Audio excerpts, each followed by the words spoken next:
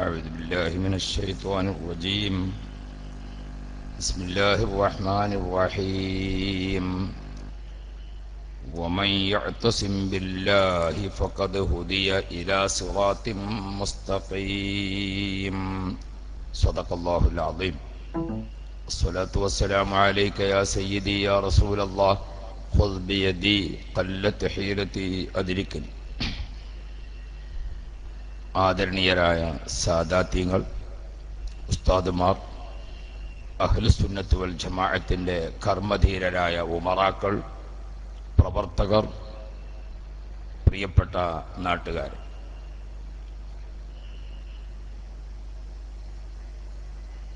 ആദർശ സമ്മേളനം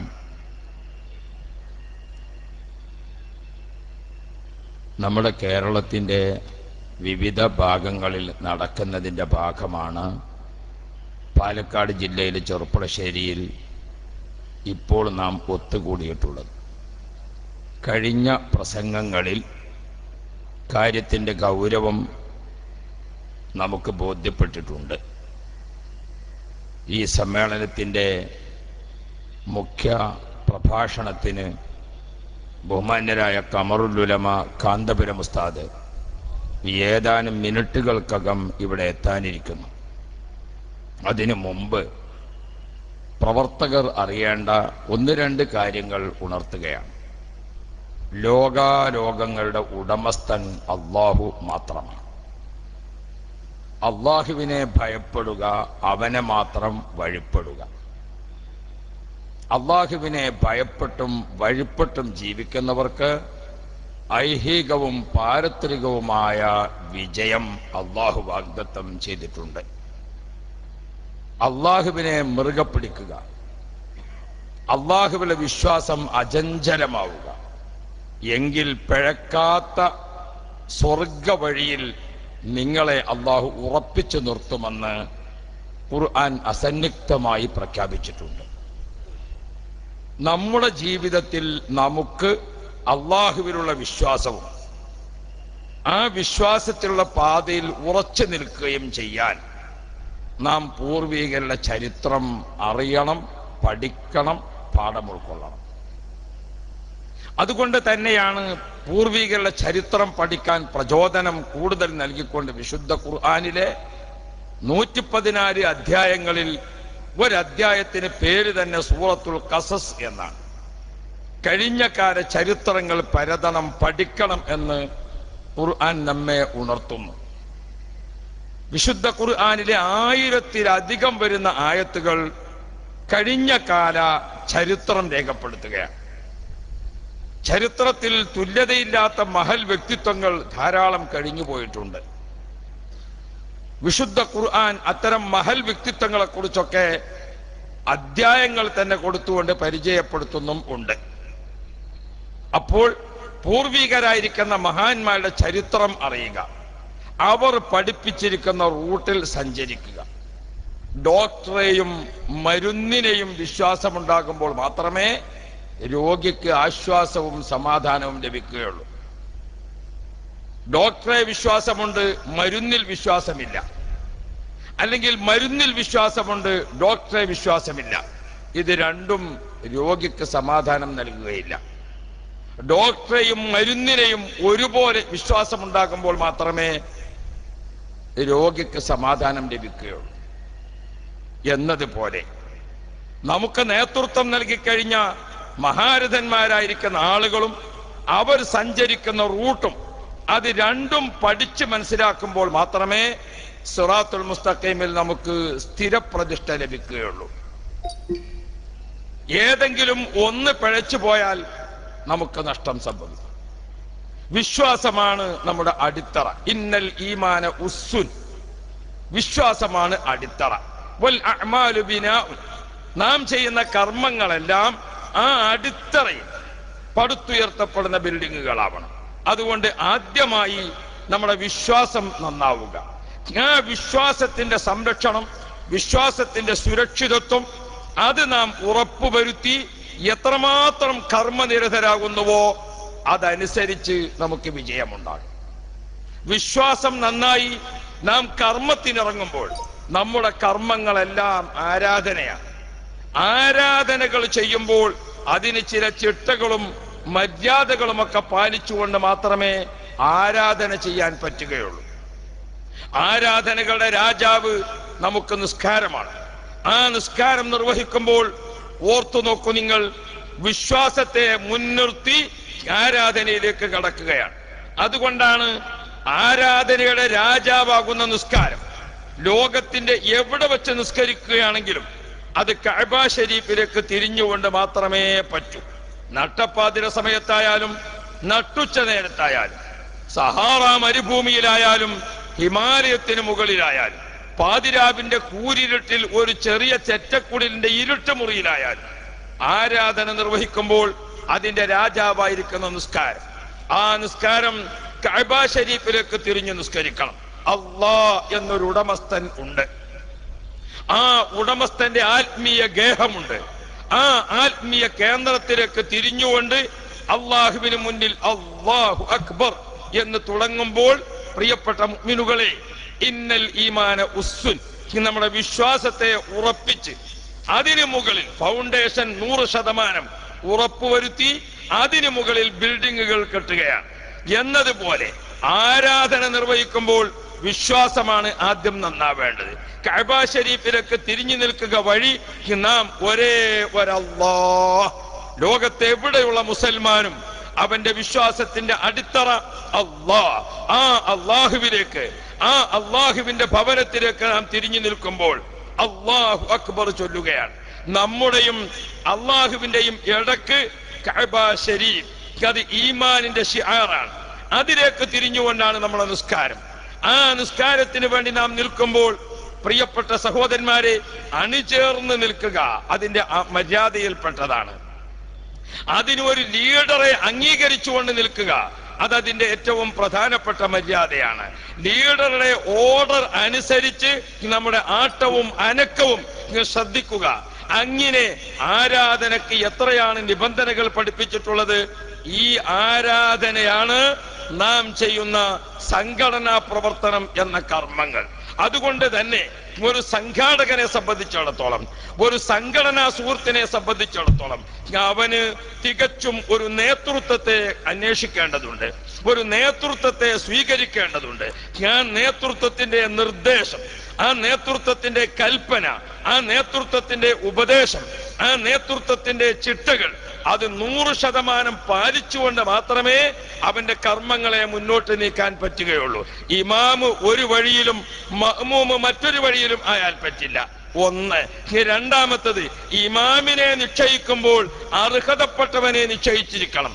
വല്ല മാഫികളെയും ഒക്കെ ഇമാമാക്കി നിശ്ചയിച്ചാൽ ഇമാമ് വലല്ലാലൂൻ, അപ്പൊ മഅ്മൂമിങ്ങളൊക്കെ ആമൂൻ എന്ന് പറഞ്ഞു. ഈ രൂപത്തിൽ ഇമാമും മഅ്മൂമുമായാൽ അത് സംഘടനയാവുകയില്ല, അത് നേതൃത്വം ആവുകയില്ല. ഇന്ന് ചില ആളുകളെ നമുക്ക് അങ്ങനെയാണ് കാണാൻ സാധിക്കുന്നത്. ഞാൻ ഇതിലേക്ക് വരുന്നതിന് മുമ്പ് പ്രിയപ്പെട്ട കൂട്ടുകാരെ, നാം നമ്മുടെ ആരാധനയുടെ രാജാവാകുന്ന നിസ്കാരത്തെ കണ്ടില്ലേ? ആ നിസ്കാരത്തിന് വേണ്ടി നിൽക്കുമ്പോൾ ഇമാം അല്ലാഹു അക്ബർ ഓർഡർ ലഭിക്കുന്നതിന് മുമ്പ് മഅ്മൂമ് തുടങ്ങിക്കൂടാ എന്ന നിർബന്ധമുണ്ട്. ഇമാം ആ നിസ്കാരമാകുന്ന ആരാധനയിൽ പൂർണ്ണമായി എത്തി എന്ന് ഉറപ്പുവരുത്തി അദ്ദേഹം അല്ലാഹു അക്ബർ എന്ന് ഉറക്കെ ഉച്ചരിച്ച് നമുക്ക് അറിയിപ്പ് തരും. പിന്നെയാണ് അണികൾ തുടങ്ങേണ്ടത്.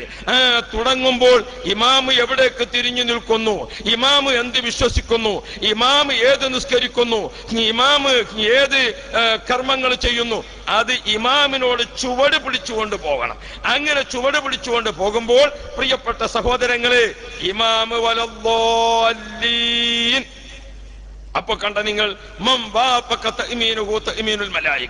നിങ്ങളുടെ ആമീൻ മലക്കുകളുടെ ആമീനോട് ചേർന്ന് വരണമെന്ന് മുഹമ്മദുർ റസൂലുള്ളാഹി. ഇമാമിനെ മലക്കുകൾ അംഗീകരിക്കുകയാണ്. പ്രിയപ്പെട്ട സഹോദരന്മാരെ, നമ്മുടെ വലഭാഗത്തും ഇടഭാഗത്തുമുള്ള മലക്കുകൾ, നിസ്കാരത്തിന് പ്രത്യേകം വന്ന മലക്കുകൾ, ഹഫളത്തിന്റെ മലക്കുകൾ, റഹ്മത്തിന്റെ മലക്കുകൾ, കിറാമൻ കാത്തിബീങ്ങളായ മലക്കുകൾ, ആ മലക്കുകൾ എല്ലാവരും ഒരുമിച്ച് ഇമാമിനൊപ്പം പറയുന്നു ആമീൻ. ഇമാമുകളൊക്കെ കൂട്ടുപ്രാർത്ഥനയിൽ ചേരുന്നവരാണ്. കാരണം മലക്കുകളെല്ലാം ആ കൂട്ടുപ്രാർത്ഥനയിൽ ചേരും. മലക്കുകളുടെ കൂട്ടത്തിൽ വഹാബികളില്ല, മലക്കുകളുടെ കൂട്ടത്തിൽ ജമാഅത്തെ ഇസ്ലാമി ഇല്ല, മലക്കുകളുടെ കൂട്ടത്തിൽ ഒരു ബിദ്അത്തുകാരനില്ല, മലക്കുകളുടെ കൂട്ടത്തിൽ ഒരു കള്ളത്തരീക്കത്തുകാരനില്ല, മലക്കുകളുടെ കൂട്ടത്തിൽ ഒറ്റ ഖാദിയാനിയുമില്ല. അതുകൊണ്ട് ഇമാമു വലല്ലാലീൻ മുഴുവൻ മലക്കുകളും ആമീൻ. നോക്ക് നിങ്ങൾ, വെൽ സ്റ്റഡീഡ് മെമ്പേഴ്സ്. ഇമാമു വലല്ലാലീൻ എന്ന് പറഞ്ഞാൽ ഒരു അര സെക്കൻഡ്, ഒരു മൈക്രോ സെക്കൻഡ് ഇമാം ആ എന്ന് തുടങ്ങുമ്പോൾ മഅ്മൂമീങ്ങളായ മെമ്പേഴ്സ് ഒരുമിച്ച് ആരാധനയുടെ രാജാവാകുന്ന നിസ്കാരം നമുക്ക് നൽകുന്ന ഈ ചിട്ട സംഘടനാ പ്രവർത്തകരെ നാം പഠിക്കണം, നാം അറിയണം. നമുക്കൊരു നേതൃത്വമുണ്ട്. ആ നേതൃത്വത്തെയാണ് നേരത്തെ നാം കേട്ടത് താജുൽ ഉലമാ എന്ന നേതൃത്വം, ഖമറുൽ ഉലമാ എന്ന നേതൃത്വം. ആ നേതൃത്വം അവരുടെ നേതൃത്വം സ്വീകരിച്ചുകൊണ്ടല്ലാതെ നമുക്കൊരാട്ടമില്ല, നമുക്കൊരനക്കമില്ല, നമുക്കൊരു പ്രവർത്തനവുമില്ല. അവരെങ്ങാനും അവരുടെ നേതൃത്വത്തിൽ നാം പ്രവർത്തിക്കുമ്പോൾ നിങ്ങൾ അനങ്ങരുത് എന്ന് പറയുന്നത് കൊണ്ട് നാം ക്ഷമിക്കുകയാണ്. അല്ലെങ്കിൽ നമ്മെ ആക്രമിക്കാൻ വന്നവർക്ക് പലിശ സഹിതം തിരിച്ചടിക്കാൻ ഞങ്ങൾ ആൺകുട്ടികളാണ്. പക്ഷേ ഇസ്ലാം സമാധാനത്തിന്റെ മതമാണ്, ഇസ്ലാം ശാന്തിയുടെ മതമാണ്. ഇസ്ലാം അത് അല്ലാഹു സുബ്ഹാനഹു വ തആല അവന്റെ തൃപ്തിപ്പെട്ട അടിമകൾക്ക് മാത്രം കനിഞ്ഞേകിയ മതമാണ്. എല്ലാവർക്കും അത് കൊടുത്തിട്ടില്ല. അത് അല്ലാഹു ഇഷ്ടപ്പെട്ടവർക്ക് മാത്രം കനിഞ്ഞേകിയ മതമാണ്. ഇസ്ലാം സമാധാനമാണ്. ആ ഇസ്ലാം എന്നത് നമുക്ക് നൽകിയ ഉടമസ്ഥനായ അള്ളാഹുവിന്റെ നാമം തന്നെ അസ്സലാം, സമാധാനത്തിന്റെ ദാതാവ് എന്നാണ്. ആ സമാധാനത്തിന്റെ ദാതാവ് നമുക്ക് നൽകിയിരിക്കുന്ന മതം ഇസ്ലാം. സമാധാനത്തിന്റെ, അനുസരണത്തിന്റെ, അച്ചടക്കത്തിന്റെ, അതാണ് ഇസ്ലാം. ആ ഇസ്ലാം അനുസരിച്ചുകൊണ്ട് ജീവിച്ചിരിക്കുന്ന ആളുകൾ അവർക്ക് നാളെ പാരത്രിക ലോകത്ത് വരുമ്പോൾ അല്ലാഹു തആല സമ്മാനിക്കുന്ന ആ സ്വർഗീയ ഭവനത്തിന് അല്ലാഹു തആല തന്നെ നാമകരണം ചെയ്തിരിക്കുന്നത് ദാറുസ്സലാം, സമാധാനത്തിന്റെ വീട് എന്നാണ്, സമാധാന ഗേഹം എന്നാണ്. അത് എപ്പോഴും നാം പരസ്പരം ഓർക്കാനാണ്. നാം തമ്മിൽ കണ്ടുമുട്ടുമ്പോൾ അസ്സലാമു അലൈക്കും, സമാധാനമുണ്ടാവട്ടെ, അലൈക്കുമുസ്സലാം, ശാന്തി ലഭിക്കട്ടെ എന്ന് മുസ്ലിംകളുടെ അഭിവാദ്യമായി അല്ലാഹു സുബ്ഹാനഹു വ തആല പഠിപ്പിച്ചിരിക്കുന്നത്. ഈ സമാധാന പ്രേമികൾ, ഈ സമാധാനത്തിന്റെ ആശയക്കാരായ നമുക്ക് കണ്ടോ നിങ്ങൾ, നേരത്തെ മാരാമംഗലം ഉസ്താദ് ഓർമ്മപ്പെടുത്തിയല്ലോ, ഹാബീൽ കാബീൽ സംഭവത്തിൽ ഒരാൾ അക്രമിയായി വാളോങ്ങി വന്നപ്പോൾ മറ്റേയാൾ പറഞ്ഞത് എന്താണ്? ലഇം ബസത്ത ഇലയ്യ യദക ലിതഖ്തുലനി മാ അന ബിബാസിത്തി യദി ലിഅഖ്തുലക. എന്നെ കൊല്ലാനല്ലേ നിന്റെ കയ്യിലുള്ള വാള്, എന്നെ വെട്ടാനല്ലേ നിന്റെ കയ്യിലുള്ള കത്തി, നീ പേടിക്കണ്ട, ഞാൻ തിരിച്ചു വെട്ടുകയില്ല, നീ പേടിക്കണ്ട, ഞാൻ നിന്നെ തിരിച്ചക്രമിക്കുകയില്ല. ഇത് നമുക്ക് ഖുർആൻ നൽകുന്ന പാഠമാണ്. പ്രിയപ്പെട്ട സഹോദരന്മാരെ, നമ്മുടെ കുഞ്ഞംസുവിനെയും നമ്മുടെ നൂറുദ്ദീനെയും നമ്മുടെ എളങ്കൂരിലെ അബുക്കയെയും ഒക്കെ വെട്ടിക്കൊലപ്പെടുത്തിയിരിക്കുന്ന സമയത്ത് പ്രിയപ്പെട്ട സഹോദരന്മാരെ, അവരെ പോലെ മാംസവും മജ്ജയും രക്തവും കുടുംബവും എല്ലാം ഉള്ളവർ തന്നെയാണ് നമ്മളും. പക്ഷേ നമുക്ക് അല്ലാഹ് വിശ്വാസമുണ്ട്, നാം ചരിത്രം പഠിച്ചിട്ടുണ്ട്, ചരിത്രത്തിൽ നമുക്ക് നേതൃത്വമുണ്ട്, നേതൃത്വം സഞ്ചരിച്ച മാർഗമുണ്ട്. ആ ഡോക്ടറെയും ആ മരുന്നിനെയും നാം അംഗീകരിക്കുന്നു. അതുകൊണ്ടാണ് നാം നമ്മുടെ സ്വയഷ്ടപ്രകാരമുള്ള വികാരത്തിന് അടിമപ്പെട്ടുകൊണ്ട് നാം എടുത്തു ചാടാതിരുന്നത്. അല്ലെങ്കിൽ അവർക്ക് കിട്ടിയതിനേക്കാൾ മൂർച്ചയുള്ള ആയുധം നമുക്കും സംഘടിപ്പിക്കാൻ സാധിക്കാത്തത് കൊണ്ടല്ല. പ്രിയപ്പെട്ട സഹോദരന്മാരെ, ഇരുതര മൂർച്ചയുള്ള നാക്കുള്ള പ്രവർത്തകന്മാർ ഞങ്ങളുടെ കൂടെയുണ്ട്. ആ നാക്ക് ഞങ്ങൾ ഉപയോഗപ്പെടുത്തി ഫറോവ ചക്രവർത്തിയുടെ മുമ്പിൽ മൂസാ നബി അലൈഹി സ്വലാമിനെ അയക്കുമ്പോൾ, ഹാറൂൻ നബി അലൈഹി സ്വലാമിനെ അയക്കുമ്പോൾ അള്ളാഹുവിന്റെ ഖുർആൻ വാള് കൊടുത്തല്ല അള്ളാഹു തആല പറഞ്ഞയച്ചത്, കുന്തം കൊടുത്തുകൊണ്ടല്ല പറഞ്ഞയച്ചത്, അതുപോലെ തന്നെ ഒരുപാട് ആയുധങ്ങൾ കൊടുത്തല്ല പറഞ്ഞയച്ചത്, ഒരാൾ ചട്ടമ്പികളെ കൊടുത്തുകൊണ്ടല്ല പറഞ്ഞയച്ചത്. മറിച്ച് മൂസാ നബിയെ, ഹാറൂൻ നബിയെ, നിങ്ങൾ അവരുടെ മുമ്പിൽ പോയി പറയുന്ന വാഗ്ദ്വാരണികൾ, മധുരമുള്ള വാക്കുകൾ പറയുക. ആ മധുരമുള്ള വാഗ്ദ്വാരണികൾക്ക് മുമ്പിൽ ആയുധം തനിയെ താഴെ വെക്കണം. ആ മധുരമുള്ള സ്വഭാവത്തിന് മുമ്പിൽ ആയുധം താനെ താഴെ വെക്കണം.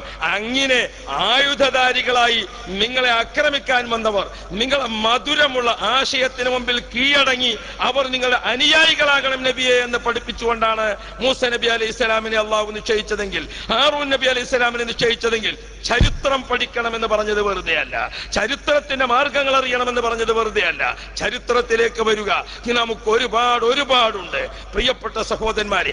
ആ ചരിത്രം നമ്മെ ഓർമ്മപ്പെടുത്തുന്നു, ഓരോ കാലഘട്ടത്തിലും പണ്ഡിത നേതൃത്വം ഉണ്ടാകും. അമ്പിയാക്കൾക്ക് ശേഷം നമ്മുടെ രാജ്യത്ത് സമാധാനത്തിന്റെ മതം പഠിപ്പിക്കാനുള്ളത്, സമാധാനത്തിന്റെ ആശയത്തിന് നേതൃത്വം നൽകാൻ അള്ളാഹുവിന്റെ നബി മുഹമ്മദ് മുസ്തഫ നബി സല്ലല്ലാഹു അലൈഹി വസല്ലമ തങ്ങൾ ഏൽപ്പിച്ചു പോയത് ആരെയാണ്? അമ്പിയാക്കളെയാണ്. അമ്പിയാക്കളുടെ നേതാവ് മുഹമ്മദുർ റസൂലുള്ളാഹി. നബി കരീം സല്ലല്ലാഹു അലൈഹി വസല്ലമ തങ്ങൾ വിശ്വാസത്തിൽ യോജിക്കുന്നവനെ പഠിപ്പിച്ചിരിക്കുന്ന ഒരു സംഭവം എന്താണ്? അൽ മുഅ്മിനു ലിൽ മുഅ്മിനി കൽ ബുൻയാൻ. ഒരു സത്യവിശ്വാസി മറ്റൊരു സത്യവിശ്വാസിക്ക് ഒരു ബിൽഡിംഗ് പോലെ എന്ന് പഠിപ്പിച്ചിട്ടുണ്ട്. ഒരു മുഅ്മിൻ മറ്റൊരു മുഅ്മിന് ഒരു ശരീരം പോലെ എന്ന് പഠിപ്പിച്ചിട്ടുണ്ട്. ഒരു ശരീരം പോലെയും ഒരു ബിൽഡിംഗ് പോലെയും വിശ്വാസത്തിൽ യോജിക്കുന്നവരെല്ലാം ഒരുമിച്ച് സമാധാനത്തിന്റെ സ്നേഹത്തിന്റെ ആ രീതിയിൽ നിലനിൽക്കണമെങ്കിൽ എന്തു വേണം? അൽ മുഅ്മിനു ലിൽ മുഅ്മിനി കൽ മിർആത്തി. ഒരു സത്യവിശ്വാസി മറ്റൊരു സത്യവിശ്വാസിയുടെ മുമ്പിൽ കണ്ണാടി പോലെ എന്ന് പഠിപ്പിച്ചിട്ടുണ്ട്. ഓ പ്രിയപ്പെട്ട കൂട്ടുകാരെ, നിങ്ങൾക്ക് വികാരമുണ്ട്, നിങ്ങൾക്ക് ഒരുപാട് വികാരമുണ്ട്. നിങ്ങൾക്ക് ബഹുമാനപ്പെട്ട ആഷിഖുർ റസൂൽ കുണ്ടൂർ ഉസ്താദിന്റെ കുഞ്ഞുവിനെ നിങ്ങളെ മനസ്സിലേക്ക് തേട്ടി വരുന്നുണ്ട്. നിങ്ങൾക്ക് അബ്ദുൽ ഖാദറിന്റെ സഹോദരനെ മനസ്സിലേക്ക് തേട്ടി വരുന്നുണ്ട്. നിങ്ങൾക്ക് കുഞ്ഞംസുവിന്റെ മുഖം ഓർമ്മ വരുന്നുണ്ട്. നിങ്ങൾക്ക് നൂറുദ്ദീന്റെ പുഞ്ചരിക്കുന്ന മുഖം ഓർമ്മ വരുന്നുണ്ട്. നിങ്ങൾക്ക് എളങ്കൂറിലെ അബുഹാജിയെ ഓർമ്മയുന്നുണ്ട്. പക്ഷേ ആ ഓർമ്മ നമ്മുടെ രക്തത്തിന്റെ സിരകളിൽ സഞ്ചരിക്കുമ്പോൾ, നമ്മുടെ മനസ്സിൽ വരെ ഫോട്ടോ ഇങ്ങനെ വരുമ്പോൾ നാം ഓർമ്മിക്കണം, നമ്മുടെ വികാരത്തെ നാം കീഴ്പ്പെടുത്തണം. തീർച്ചയായും പൂർവികരുടെ ചരിത്രമുണ്ട് നമുക്ക്. ആ ചരിത്രത്തിന്റെ സഞ്ചിയിൽ നമ്മൾ സഞ്ചരിക്കുമ്പോൾ നമുക്ക് ധാരാളമായി പാഠങ്ങളുണ്ട്. അതില്ലാത്ത എടുത്തുചാട്ടം നമുക്ക് പറ്റില്ല. അവിടെയാണ് മുഹമ്മദുർ റസൂലുള്ളാഹ്. നിങ്ങൾ അതൊരു ഭീരുത്വമാണെന്ന് മനസ്സിലാക്കേണ്ട. ബദർ യുദ്ധക്കളത്തിലേക്ക് സ്വഹാബാക്കൾ ഇങ്ങനെ പതുക്കെ മാർച്ച് ചെയ്തു. സമാധാനത്തിന്റെ റൂട്ടിൽ മാർച്ച് ചെയ്യാൻ ഒരുങ്ങിയപ്പോൾ ശത്രുക്കളതാ ബദർ രണാങ്കണത്തിനെ വലയം ചെയ്തുകൊണ്ട് കുതിരകളുടെ അതിശക്തമായ ഓട്ടം, ആ കുതിരകളുടെ കുളമ്പടിയിൽ നിന്ന് ശക്തമായി മണൽത്തരികൾ പൊടിപടലങ്ങൾ സൃഷ്ടിച്ചു. മനുഷ്യന്റെയും മൃഗങ്ങളുടെയും ഒട്ടകങ്ങളുടെയും കുതിരകളുടെയും പൊടിപടലങ്ങൾ നിറഞ്ഞു നിൽക്കുന്ന അന്തരീക്ഷം. ആ സമയത്ത് സർവായുധ ആഡംബരത്തോടു കൂടെ വന്നിരിക്കുന്ന അബൂജഹലിന്റെ ആളുകൾ വളരെ പരിഹാസിച്ചുകൊണ്ട് മഹാന്മാരായ സ്വഹാബാക്കൾക്ക് നേരെ പരിഹാസത്തിന്റെ വാക്കുകൾ വെച്ചുകൊണ്ട് പറഞ്ഞു, ലമ്മാ ദനൗ സൂഫൂഫഹും ഫഖാലു മൻ അൻതുമു യാ അയ്യുഹൽ അബ്താലു. ഓ ഭീരുക്കളെ, ഓ സാധുക്കളെ, ഞങ്ങളെ ഈ വാളിന് മുമ്പിൽ ചത്തുപോകാൻ പാറ്റകളെ പോലെ നിങ്ങളോട് ആരാണ് ഇങ്ങോട്ട് വരാൻ പറഞ്ഞത് എന്ന് വളരെ പരിഹാസ സ്വരത്തിൽ ചോദിച്ചപ്പോൾ ബദറിന്റെ രണഭൂമിയിലേക്ക് ഓടി വന്നുകൊണ്ട് ബഹുമാനപ്പെട്ട ഉബൈദത്ത് റളിയല്ലാഹു അൻഹുവിന്റെ അലി തങ്ങളുടെ നേതൃത്വത്തിൽ പറഞ്ഞു, ഉബൈദത്തും വ ഹംസത്തും സുമ്മ അലി അസ്മാഉനാ മശ്ഹൂറത്തു യാ സായിലി. ഞങ്ങൾ ആരാണെന്നറിയോ? മക്കത്ത് ഒരു കുടുംബത്തിൽ, ഒരു ഗ്രൂപ്പിൽ, ഒരു തറവാട്ടിൽ ഒരേ രാജ്യത്തെ വെള്ളം, ഒരേ രാജ്യത്തെ ഭക്ഷണം അതൊക്കെ കഴിച്ചുകൊണ്ട് നമ്മൾ ഒരുമിച്ച് താമസിച്ചില്ലേ? ആ ഒരുമിച്ച് താമസിക്കുമ്പോൾ നിങ്ങളുടെ കൂടെ നിൽക്കാൻ കഴിയാത്തത് കൊണ്ട്, നിങ്ങളുടെ അക്രമം കൊണ്ട്, നിങ്ങളുടെ അരാജകത്വം കൊണ്ട്, നിങ്ങളുടെ തമ്മാടിത്തരം കൊണ്ട്, നിങ്ങൾ വിശ്വാസത്തിൽ പിഴച്ചത് കൊണ്ട് നിങ്ങളെ തറവാട്ടിൽ നിന്ന് ഇറങ്ങി വന്ന് ശക്തി നേടിയിരിക്കുന്ന ഉബൈദത്തും ഹംസത്തും അലിയുമാണ് എന്ന് ബദറിൽ ഉറക്കെ പ്രഖ്യാപിച്ചു ബഹുമാനപ്പെട്ടവർ. എന്തേ പ്രഖ്യാപിക്കാൻ? അത് അവസരം കാത്തു കാത്തുനിന്നതാണ് നബി മുഹമ്മദുർ റസൂലുള്ളാഹി. നബി തങ്ങൾ പറഞ്ഞിട്ടുണ്ട്, നിങ്ങൾ യുദ്ധക്കളത്തിലേക്ക് പോവുകയാണെങ്കിലും സമാധാനം കൈവിടരുത്. നിങ്ങൾ റൂട്ട് മാർച്ച് അതൊരു ഭീകരമാവരുത്. നിങ്ങൾ യുദ്ധക്കളത്തിലേക്കുള്ള റൂട്ട് മാർച്ച് കണ്ടിട്ട് കുട്ടികൾ ഭയപ്പെട്ടു പോകരുത്, സ്ത്രീകൾ പേടിച്ചു പോകരുത്, മൃഗങ്ങൾ ഓടി രക്ഷപ്പെടുന്ന അവസ്ഥ ഉണ്ടാകരുത്. നിങ്ങളുടെ ആ പോക്ക് കണ്ടിട്ട് ആർക്കും ഒരു ഭയം വരരുത്. ഒരിക്കലും വെള്ളത്തടാകങ്ങൾ നശിപ്പിക്കപ്പെടരുത്, പച്ചയായ ഒരു ഇല നശിപ്പിക്കപ്പെടരുത്. ഇങ്ങനെ 42ഓളം നിർദ്ദേശങ്ങൾ നബി സല്ലല്ലാഹു അലൈഹി വസല്ലമ തങ്ങൾ യുദ്ധക്കളത്തിലേക്ക് പോകുമ്പോൾ വെച്ചിട്ടുണ്ടെങ്കിൽ, UN-ഓ ലോക രാഷ്ട്രങ്ങളിൽ നിന്ന് ഒരു രാഷ്ട്രം മറ്റൊരു രാഷ്ട്രത്തെ ആക്രമിക്കേണ്ടി വന്നാൽ പ്രഖ്യാപിക്കപ്പെട്ട 30 നിയമങ്ങളിൽ 28ഉം നേരത്തെ മുഹമ്മദുർ റസൂലുള്ളാഹി പഠിപ്പിച്ചിരിക്കുന്ന നിയമങ്ങളാണ് എന്ന് നമുക്ക് കാണാൻ സാധിക്കും. ആ സമാധാനം കയ്യിലുള്ളത് കൊണ്ടാണ് പ്രിയപ്പെട്ട സഹോദരന്മാരെ സ്വഹാബാക്കൾ നിർദ്ദേശം കാത്തുനിന്നത്. അച്ചടക്കമാണ് സംഘടനയുടെ അടിത്തറ. നേതൃത്വത്തെ അനുസരിക്കലാണ് സംഘടനയുടെ അടിത്തറ. പക്ഷേ അപ്പുറത്ത് അങ്ങനെ ഒന്ന് വേണ്ടേ? അപ്പുറമുള്ള ആളുകൾക്ക് അങ്ങനെ ഒന്ന് വേണ്ടേ? സമസ്ത എന്നത് കേരളത്തിൽ ആദരണീയമായ പണ്ഡിത സഭയാണ്. നമുക്കറിയുന്നത് പോലെ അമ്പിയാക്കളുടെ ശേഷം ഈ ദീൻ ഏൽപ്പിക്കപ്പെട്ടത് പണ്ഡിതന്മാരെയാണ്. ഓരോ നൂറ്റാണ്ടിന്റെയും ആരംഭത്തിൽ ഒരു മുജദ്ദിദ് ഉണ്ടാകും എന്ന് ഇമാം അഹ്മദ് റളിയല്ലാഹു അൻഹു അടക്കമുള്ള മുഴുവൻ ഹദീസ് പണ്ഡിതന്മാർ പഠിപ്പിച്ചത് കാണും. ഓരോ നൂറ്റാണ്ടിനും ഒരു മുജദ്ദിദ് ഉണ്ടാകും. 1-ാം നൂറ്റാണ്ടിന്റെ മുജദ്ദിദ് ഉമർ ഇബ്നു അബ്ദുൽ അസീസ് റളിയല്ലാഹു അൻഹു, 2-ാം നൂറ്റാണ്ടിന്റെ മുജദ്ദിദ് ഇമാമുന ശാഫിഈ റളിയല്ലാഹു അൻഹു, അങ്ങനെ 5-ാം നൂറ്റാണ്ടിന്റെ മുജദ്ദിദ് ഇമാം ഗസ്സാലി റളിയല്ലാഹു അൻഹു. 10-ാം നൂറ്റാണ്ട് വരെയുള്ള മുജദ്ദിദുകളെ എണ്ണിയിട്ട് മഹാന്മാരായ ആളുകൾ പറഞ്ഞു, 11-ാം നൂറ്റാണ്ട് മുതൽക്ക് മുജദ്ദിദുകൾ അവരാരാണ്? ഒരു പ്രദേശത്ത് ജീവിക്കുന്ന ആ നാട്ടുകാരാൽ അംഗീകരിക്കപ്പെടുന്ന അള്ളാഹുവിന്റെ ദീൻ ആധികാരികമായി പറയാൻ അർഹതയുള്ള ഒരു പണ്ഡിത കൂട്ടമാണ് മുജദ്ദിദുകൾ എന്ന് ഒരാൾ മാത്രമാവണമെന്നില്ല.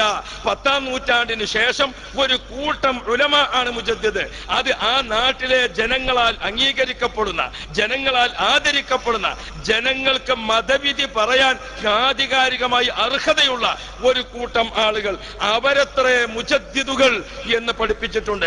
ആ ഒരു കൂട്ടം പണ്ഡിതന്മാർ, അതാണ് സമസ്ത എന്ന 40 ആലിമീങ്ങളുടെ പണ്ഡിത സഭ.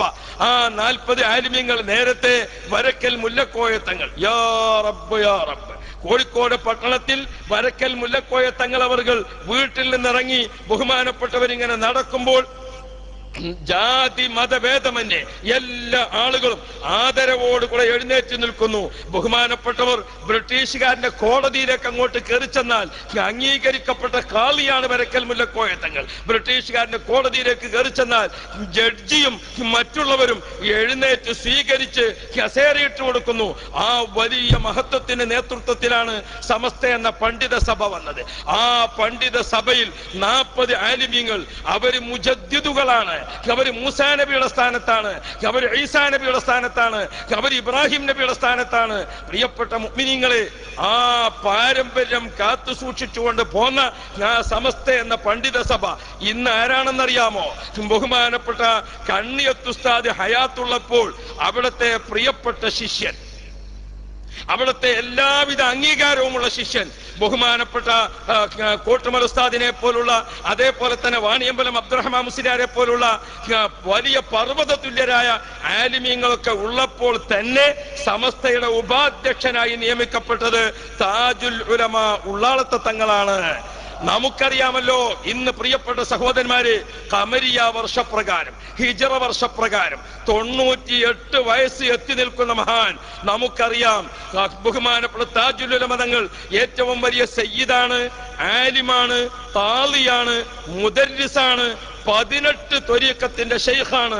40 തവണ നമ്മുടെ മലബാറിൽ നിന്ന്, നമ്മുടെ കേരളത്തിൽ നിന്ന് മക്കത്തുൽ മുക്കറമയിലേക്കും മദീന മുനവ്വറയിലേക്കും പോകാൻ പ്രിയപ്പെട്ട സഹോദരന്മാരെ 40 തവണ കഅബ ശരീഫിലും മദീന മുനവ്വറയിലും പോകാൻ ഭാഗ്യം ലഭിച്ചിരിക്കുന്ന ഒരു മഹൽ വ്യക്തിത്വം, അത് താജുൽ ഉലമ, താജുൽ ഉലമ തങ്ങളാണ്. ആ താജുൽ ഉലമ തങ്ങൾ ഖാദിരിയ ത്വരീഖത്ത്, നക്ഷബന്ദി ത്വരീഖത്ത്, റിഫാഇയ്യ ത്വരീഖത്ത്, ശത്താരിയ ത്വരീഖത്ത്, കലന്തരിയ ത്വരീഖത്ത് തുടങ്ങി 18 ത്വരീഖത്തിന്റെ ശൈഖാണ്. പ്രിയപ്പെട്ട സഹോദരന്മാരെ, ഫത്വക്ക് ആധാരമായ ഫിഖ്ഹ് ഗ്രന്ഥങ്ങൾ കാണാതെ ദർസ് നടത്തി കൊടുക്കുന്ന ആലിമാണ്. ബുഖാരിയും മുസ്ലിം അടക്കമുള്ള കിതാബുകൾ, തുഹഫ അടക്കമുള്ള ഗ്രന്ഥങ്ങൾ അത് കാണാതെ ദർസ് നടത്താൻ സാധിക്കുന്ന പണ്ഡിതനാണ്. ആ പണ്ഡിതനെയാണ് ബഹുമാനപ്പെട്ട സമസ്തയുടെ ഉപാധ്യക്ഷനായി നിശ്ചയിച്ചത്. ബഹുമാനപ്പെട്ട കണ്ണിയത്ത് ഉസ്താദ് വഫാത്തായപ്പോൾ അധ്യക്ഷനായി ഇപ്പോൾ സമസ്തക്ക് ഒരു പ്രസിഡന്റേ ഉള്ളൂ. ആ പ്രസിഡന്റ് താജുൽ ഉലമ ബഹുമാനപ്പെട്ട താജുൽ ഉലമ ഉള്ളാൾ തങ്ങൾ അവർകളാണ്. അള്ളാഹു ദീർഘായുസ് നൽകുമാറാവട്ടെ, അള്ളാഹു ആഫിയത്ത് നൽകുമാറാവട്ടെ. ഈ പണ്ഡിതന്മാരെല്ലാവരും ഉള്ളപ്പോൾ ഇന്ന് അപ്പുറത്തിലെ ആളുകൾ നേരത്തെ നിങ്ങൾ കേട്ടതുപോലെ ഇഷ്ടം പോലെ തല വെച്ചുകൊണ്ട് എല്ലാ സ്ഥലത്തും ഇങ്ങനെ ബാനറുകൾ കാണാം, ഫ്ലക്സുകൾ കാണാം.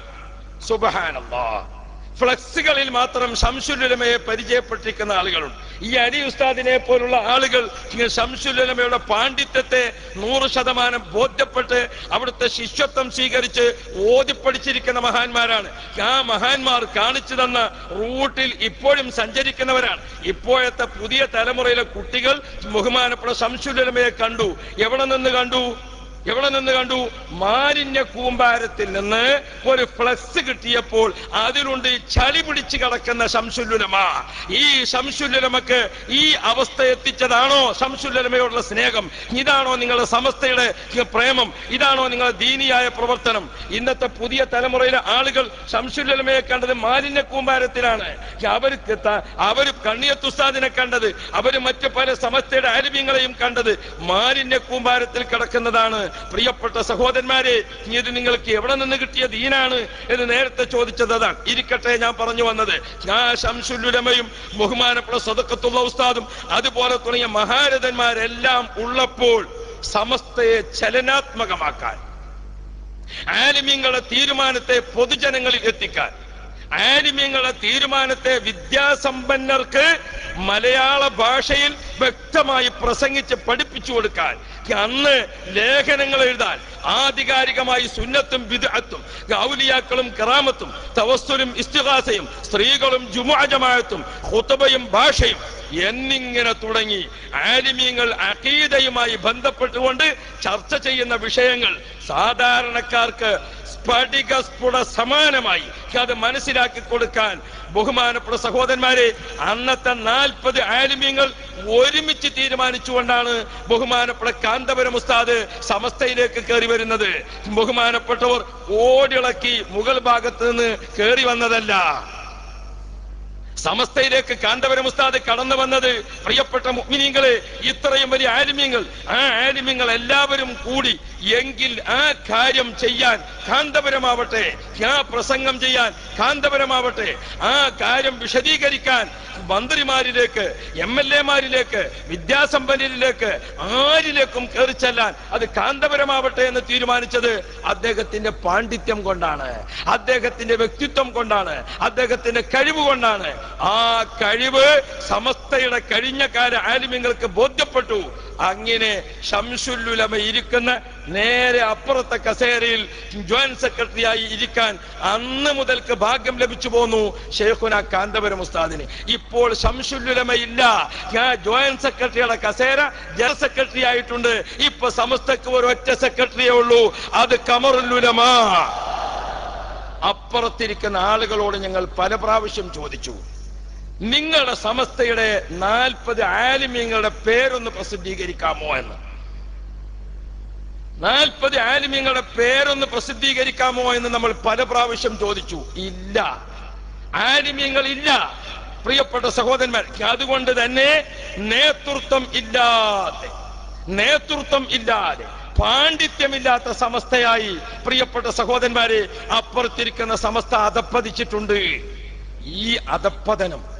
ഈ അധപ്പതനം സമൂഹത്തെ എത്രമാത്രം ദൂരവ്യാപകമായ പ്രത്യാഘാതങ്ങളിലേക്ക് കൊണ്ടുപോകുമെന്നത് നാം ആലോചിക്കേണ്ടതാണ്. അള്ളാഹു കാത്തുരക്ഷിക്കുമാറാവട്ടെ. അലിമീങ്ങളില്ല. പിന്നെ കാന്തപുരം ഉസ്താദ് എന്ന് പറഞ്ഞാൽ ഒരു വലിയ ദയുള്ള മനുഷ്യനാണ്. ഒരു വല്ലാത്ത ദയുള്ള മനുഷ്യൻ. സമസ്തയുടെ അപ്പുറത്തിരിക്കുന്ന ആളുകളെ കൂടെ കുറെയൊക്കെ കഴിവുള്ളവരും വേണ്ടപ്പെട്ടവരൊക്കെ ഉള്ള സമയത്ത് കാന്തപുരം ഉസ്താദ് എന്ത് ചെയ്തു? ശരി, സമൂഹത്തിൽ ഭിന്നിപ്പ് വേണ്ട, സമൂഹത്തിൽ കുഴപ്പം വേണ്ട, നമുക്ക് അവരുമായി മസ്ലഹത്തിന് ചർച്ച ചെയ്യാമെന്ന്. ശംസുല്ലുലമയുള്ള കാലത്ത്, ബഹുമാനപ്പെട്ട മുഹമ്മദ് അലി ശിഹാബ് തങ്ങളുള്ള കാലത്ത്, അതുപോലെ തുടങ്ങിയ വലിയ വലിയ ആലികളൊക്കെ ഉള്ളപ്പോൾ തന്നെ മുഷാവറയ്ക്ക് അങ്ങോട്ടും ഇങ്ങോട്ടും യോജിച്ച് പോകാൻ മസ്ലഹത്തിന് വേണ്ടി പോയി നോക്കി. അന്ന് ചില കുബുദ്ധികൾ പ്രവർത്തിച്ചു, മസ്ലഹത്ത് നടന്നില്ല. ഇപ്പൊ നോക്കുമ്പോ ആരോടാ മസ്ലഹത്താകേണ്ടത്? ഇപ്പൊ മസ്ലഹത്താകാൻ ആള് വേണ്ട, അപ്പുറത്തെ ആലിമ്യങ്ങൾ വേണ്ടേ? ആലിമ്യങ്ങളില്ല. അപ്പൊ ബഹുമാനപ്പെട്ട AP ഉസ്താദിന്റെ ശിഷ്യന്മാര് എല്ലാ സ്ഥലത്തും പറന്ന് കിടക്കല്ലേ, നല്ല നല്ല വിവരമുള്ള ആളുകൾ. അപ്പൊ AP ഉസ്താദും വിചാരിച്ചു, ഇനിയിപ്പൊ ഇവരേറ്റ് മസ്ലഹത്തിന് പോയിട്ട് ചർച്ചയ്ക്ക് അവകാശമുള്ള ആളില്ല, എന്നാൽ ഈ സമൂഹം അതപ്പതിക്കുകയും ചെയ്യണ്ട. അതുകൊണ്ട് അവർക്കും എന്ത് ചെയ്യാം, ഉസ്താദിന്റെ ശിഷ്യന്മാരിൽ നിന്ന് ഒരു സക്കാഫിയെ ഓൽക്ക് കൊടുക്കാൻ തീരുമാനിച്ചു. മൂപ്പരൊരു ദയ അങ്ങനെയാണ്. എന്ത് കയ്യിലുണ്ടെങ്കിലും അത് കൊടുക്കുക എന്നുള്ളത് മൂപ്പർക്ക് ഒരു മടിയില്ലാത്ത സംഗതിയാണ്. എന്ത് കയ്യിലുണ്ടെങ്കിലും അത് ആർക്കാന്ന് വെച്ചാൽ കൊടുത്തുകൊണ്ടിരിക്കും. അങ്ങനെ ബഹുമാനപ്പെട്ടവരുടെ കയ്യിൽ 1,00,000 രൂപ പോക്കറ്റിലിട്ട് ബഹുമാനപ്പെട്ടവർ ഇങ്ങോട്ട് ഇറങ്ങിയാൽ അത് വീട് വെക്കുന്ന ആൾക്ക്, അത് കുട്ടിനെ കെട്ടിക്കുന്ന ആൾക്ക്, അത് മരുന്ന് വാങ്ങുന്ന ആൾക്ക്, അങ്ങനെ അങ്ങ് കൊടുക്കും. ആ 1,00,000 തീർന്ന് നമ്മളാരെങ്കിലും ഒക്കെ അടുത്തുണ്ടെങ്കിൽ മൂപ്പരിങ്ങനെ നോക്കും, ഇനി ഒരു സാധു ബാക്കിയാണല്ലോ. അപ്പോ അങ്ങനെ കയ്യിലുള്ളത് മുഴുവനും കൊടുക്കുന്ന, അതെന്താണ്? അള്ളാഹു തആല നിഅമത്ത് ചെയ്തിരിക്കുന്നത് 2 വിധത്തിലാണ്. അത് എളുപ്പത്തിൽ മനസ്സിലാക്കാം. നമ്മുടെ നാടുകളിലൊക്കെ വളർത്തുന്ന ഒരു ജീവിയാണ് പട്ടി. പട്ടി പ്രസവിച്ചു കുട്ടികൾ ഇഷ്ടം പോലെ. പട്ടിക്ക് അള്ളാഹു തആല കൊടുത്തിരിക്കുന്ന പാലാണെങ്കിലോ ഹൗദും കരിയിലോ ടാപ്പ് വെച്ച മാതിരി വരി വരിയായിട്ട്. പക്ഷേ പട്ടിയുടെ പാല് പട്ടിക്കും പട്ടിന്റെ കുട്ടിക്കും മാത്രം. ഇതുപോലെ നിഅമത്ത് കൊടുത്തിരിക്കുന്ന ആളുകൾ അപ്പുറത്തിരിക്കുന്നുണ്ടാകും. എന്നാൽ നാം വളർത്തുന്ന മറ്റൊരു ജീവിയാണ് പശു. പശു പ്രസവിച്ചു നോക്കുമ്പോൾ ഇത്രയൊന്നും അതിന് സൗകര്യങ്ങളില്ല. ആകെ ഇങ്ങനെ തൂങ്ങിക്കിടക്കുന്ന നാലിനേ ഉള്ളൂ. സുബ്ഹാനല്ലാഹ്, ആ നാലെണ്ണത്തിൽ നിന്ന് പാല് ചുരത്തിയപ്പോൾ അത് ആർക്കെല്ലാമാണ്? നമ്പൂരിക്കും പറ്റും, നായർക്കും പറ്റും, ഡോക്ടർക്കും പറ്റും, രോഗിക്കും പറ്റും, അത് തങ്ങൾക്കും പറ്റും, മൊയ്ലാർക്കും പറ്റും, അത് ഷെയ്ഖിനും പറ്റും, മുരീദിനും പറ്റും, അത് കുരുക്കൾക്കും പറ്റും, ശിഷ്യനും പറ്റും. ആർക്കാണ് ആ പശുവിൻ പാല് പറ്റാത്തത്? ആർക്കെങ്കിലും കേടുണ്ടോ? പാല് പറ്റൂലേ? മോര് കുടിച്ചോളിനാളെ, മോര് പറ്റൂലേ? തൈരാക്കിക്കോളി. തൈര് പറ്റൂലേ? വെണ്ണയാക്കിക്കോളി. ബഹുമാനപ്പെട്ട ശൈഖുന കാന്തപുരം ഉസ്താദ് അള്ളാഹു കൊടുത്തിരിക്കുന്ന നിഅമത്തുകളെല്ലാം പശുവിൻ പാല് പോലെ ഈ നാട്ടിലെ എല്ലാ ജനങ്ങൾക്കും പാലായിട്ടും തൈരായിട്ടും മോരായിട്ടും വെണ്ണയായിട്ടും ഇപ്പൊ നോളജ് സിറ്റി പൊടിയായിട്ട് കൊടുക്കുകയാണ്. പ്രിയപ്പെട്ട സഹോദരന്മാർ, ഇപ്പൊക്കെ ഗൾഫ് രാജ്യത്തൊക്കെ നിടോ വരുന്നത് കണ്ടിട്ടുണ്ടെങ്കിൽ, പ്രിയപ്പെട്ട സഹോദരന്മാരെ, ബഹുമാനപ്പെട്ട കാന്തപുരം ഉസ്താദിന്റെ ആ നിഅമത്ത് ബഹുമാനപ്പെട്ടവർ ജാതി മതഭേദമന്യേ എല്ലാ ആളുകൾക്കും വിതരണം ചെയ്യുന്നത് കാണുമ്പോൾ ആരും അപ്പുറത്തെ മൃഗത്തിന്റെ പാല് കുടിക്കാൻ ആരും വരാത്തതുണ്ടാകും. അപ്പോൾ ആ മൃഗത്തിന്റെ ഒരു സ്വഭാവമുണ്ട്, അതിന്ന് നാട്ടിലൂടെ നടക്കുകയാണ്. നാം അതിൽ വഞ്ചിതരാവേണ്ടതില്ല, നാം അതിൽ പേടിക്കേണ്ടതില്ല. ഞാൻ എന്റെ പ്രിയപ്പെട്ടവരോട് ഓർമ്മപ്പെടുത്തുകയാണ്, അർഹമുർ റഹീമായ റബ്ബാണ് നമുക്ക് നേതൃത്വം നൽകുന്നത്. നാം വിശ്വാസം അർപ്പിച്ചിരിക്കുന്നത് റബ്ബിന്റെ കോടതിയിലേക്ക് പോകണമെന്ന ബോധമാണ് നമുക്കുള്ളത്. AP ഉസ്താദ് എന്ത് ചെയ്തു? ആ ദയയുടെ മനസ്സിൽ ഒരു സക്കാഫിനെന്ന ഓൽക്കാണ് കൊടുക്കുക. കാരണം പറ്റ പഴച്ചു പോണ്ട എന്ന് വിചാരിച്ചിട്ട് ഒരു സക്കാഫിനെ കൊടുത്തു. അപ്പൊ അത് നല്ലൊരു ചാൻസായി. എന്താ കാര്യം? സക്കാഫി നിസ്കരിക്കാൻ പാടില്ല, സക്കാഫിനെ കണ്ടാ കുളിക്കണം, സക്കാഫി പള്ളിയിൽ കയറിയാ പള്ളി കഴുകണം, സക്കാഫി മെമ്പറിൽ കയറാൻ പാടില്ല എന്നൊക്കെ പറഞ്ഞിരുന്ന ആളുകൾക്ക് പതുക്കെ ഒരു സക്കാഫിനാണ് കൊടുത്തപ്പോൾ ഇവരടി ചെന്ന് നോക്കുമ്പോ സക്കാഫിക്ക് ഭയങ്കര സ്വീകരണം. ഉസ്താദും വിചാരിച്ച് എന്നാ ഒരാളെയും കൂടി കൊടുക്കാൻ. അയാളും കൂടി ചെന്ന് നോക്കുമ്പോ നല്ല സ്വീകരണം അവിടെ. സുബ്ഹാനല്ലാഹ്. പിന്നെ നോക്കുമ്പോ എന്താണ് കേരളം കാണുന്നത്? ആ സാധുക്കൾക്ക് 40 ആലിമ്യങ്ങളില്ല, നേതൃത്വം പറഞ്ഞാൽ കേൾക്കുന്ന അനുയായികളല്ല. അപ്പൊ നോക്കുമ്പോൾ AP ഉസ്താദിന്റെ ശിഷ്യന്മാർക്ക് ഇവർ സ്റ്റേജ് കൊടുക്കാൻ തുടങ്ങി. സ്റ്റേജൊക്കെ കൊടുത്ത് അലങ്കരിക്കാൻ തുടങ്ങിയപ്പോ ഉസ്താദ് വിചാരിച്ചു ഒരാളെയും കൂടി കൊടുക്കാം. ഒന്നും കൂടി കൊടുത്തു. അപ്പൊ നോക്കുമ്പോ ഇവരെല്ലാവരും കൂടി സക്കാഫി വരുന്നു, സക്കാഫി വരുന്നു. അത് സക്കാഫിയല്ല, സക്കാഫി അടുത്ത വാഹനത്തിൽ അള്ളാഹു, അതും സക്കാഫിയല്ല, അള്ളാഹു മൂന്നാമത്തെ വാഹനത്തിൽ അള്ളാഹു അക്ബർ. സക്കാഫിക്ക് വേണ്ടി തക്ബീർ കേട്ട് നോക്കുമ്പോ ഉളുഹിയത്തിനും കൂടി ഇങ്ങനത്തെ തക്ബീർ കേട്ടിട്ടുണ്ട്. ആ രൂപത്തിൽ തക്ബീർ സക്കാഫികൾക്ക് ചൊല്ലുന്നത് കേട്ടപ്പോൾ ഉസ്താദ് വിചാരിച്ചു കൊടുക്കാം. ഇനിയും കൊടുക്കാം ഇൻഷാ അല്ലാഹ്. ഇനി മസ്ലഹത്ത് ആവശ്യം വരൂല. അപ്പുറത്തെ സമസ്തയിൽ 40 സഖാഫികൾ വരുമ്പോൾ 2 സമസ്തയും കാന്തപുരം ഉസ്താദിന്റേതായിരിക്കും. പ്രിയപ്പെട്ട സഹോദരന്മാരെ, ആലിമീങ്ങളില്ലാതെ ദാരിദ്ര്യം അനുഭവിക്കുന്ന ആളുകൾക്ക് പിന്നെ സഖാഫികൾ ഓലിക്കാണ് പോയപ്പോ ചാരിയത് മണക്കുന്ന ആള് കുറച്ചിങ്ങനെ ഓലൊപ്പം നിന്നപ്പോ ഈ കുട്ടികളും ഒക്കെ ചിലതൊക്കെ വർത്താനത്തിൽ പേക്കണുണ്ട്. അതിങ്ങനെ ഒപ്പം നിൽക്കുമ്പോൾ ഉണ്ടാകണ ഒരു സംഗതിയാണ്. ഞാൻ എന്റെ പ്രിയപ്പെട്ട പ്രവർത്തകരോട്, കാരണം അവരെ കൂട്ടത്തിൽ പോയപ്പോ AP ഉസ്താദിന്റെ കൂടെ അങ്ങനെ നിന്നപ്പോൾ അവർക്ക് നല്ല ദീനും ദിക്റും അല്ലാഹ് സ്വല്ലല്ലാഹ് ഖുൽഹു അല്ലാഹ് ലാ ഇലാഹ ഇല്ലല്ലാഹ് ലാ ഹൗല വലാ ഖുവത ഇല്ലാ ബില്ലാഹ് അസ്തഗ്ഫിറുല്ലാഹ് ഇങ്ങനെ ദിക്റും സ്വലാത്തും ബുർദയും ഇതൊക്കെ ആയിരുന്നു ഉസ്താദിന്റെ കൂടെ നിന്നപ്പോ കേട്ടത്. അവരെ കൂട്ടത്തേക്കാണ് പോയി നോക്കുമ്പോൾ പിന്നെ കേൾക്കുന്നതൊക്കെ എന്താണ്? ഞങ്ങൾ ഇവിടുന്നാണ് പാത്യ അയിലാണ് ഒലിച്ചും ഈ ജാതിയൊക്കെ കേൾക്കണത്. അപ്പൊ ഇത് ഈ കുട്ടികളും കുറച്ച് ദിവസം ഇങ്ങനെ കേട്ടു നോക്കുമ്പോ ഇപ്പൊ ഇവരും തന്നെ ഇതിലിങ്ങനെ ചെറിയതൊക്കെ എന്താകാണ്? അത് നിങ്ങളതിൽ ബേജാറാകേണ്ടതില്ല. 40 തികയട്ടെ, നമ്മുടെ പ്രശ്നം പരിഹരിക്കപ്പെടും.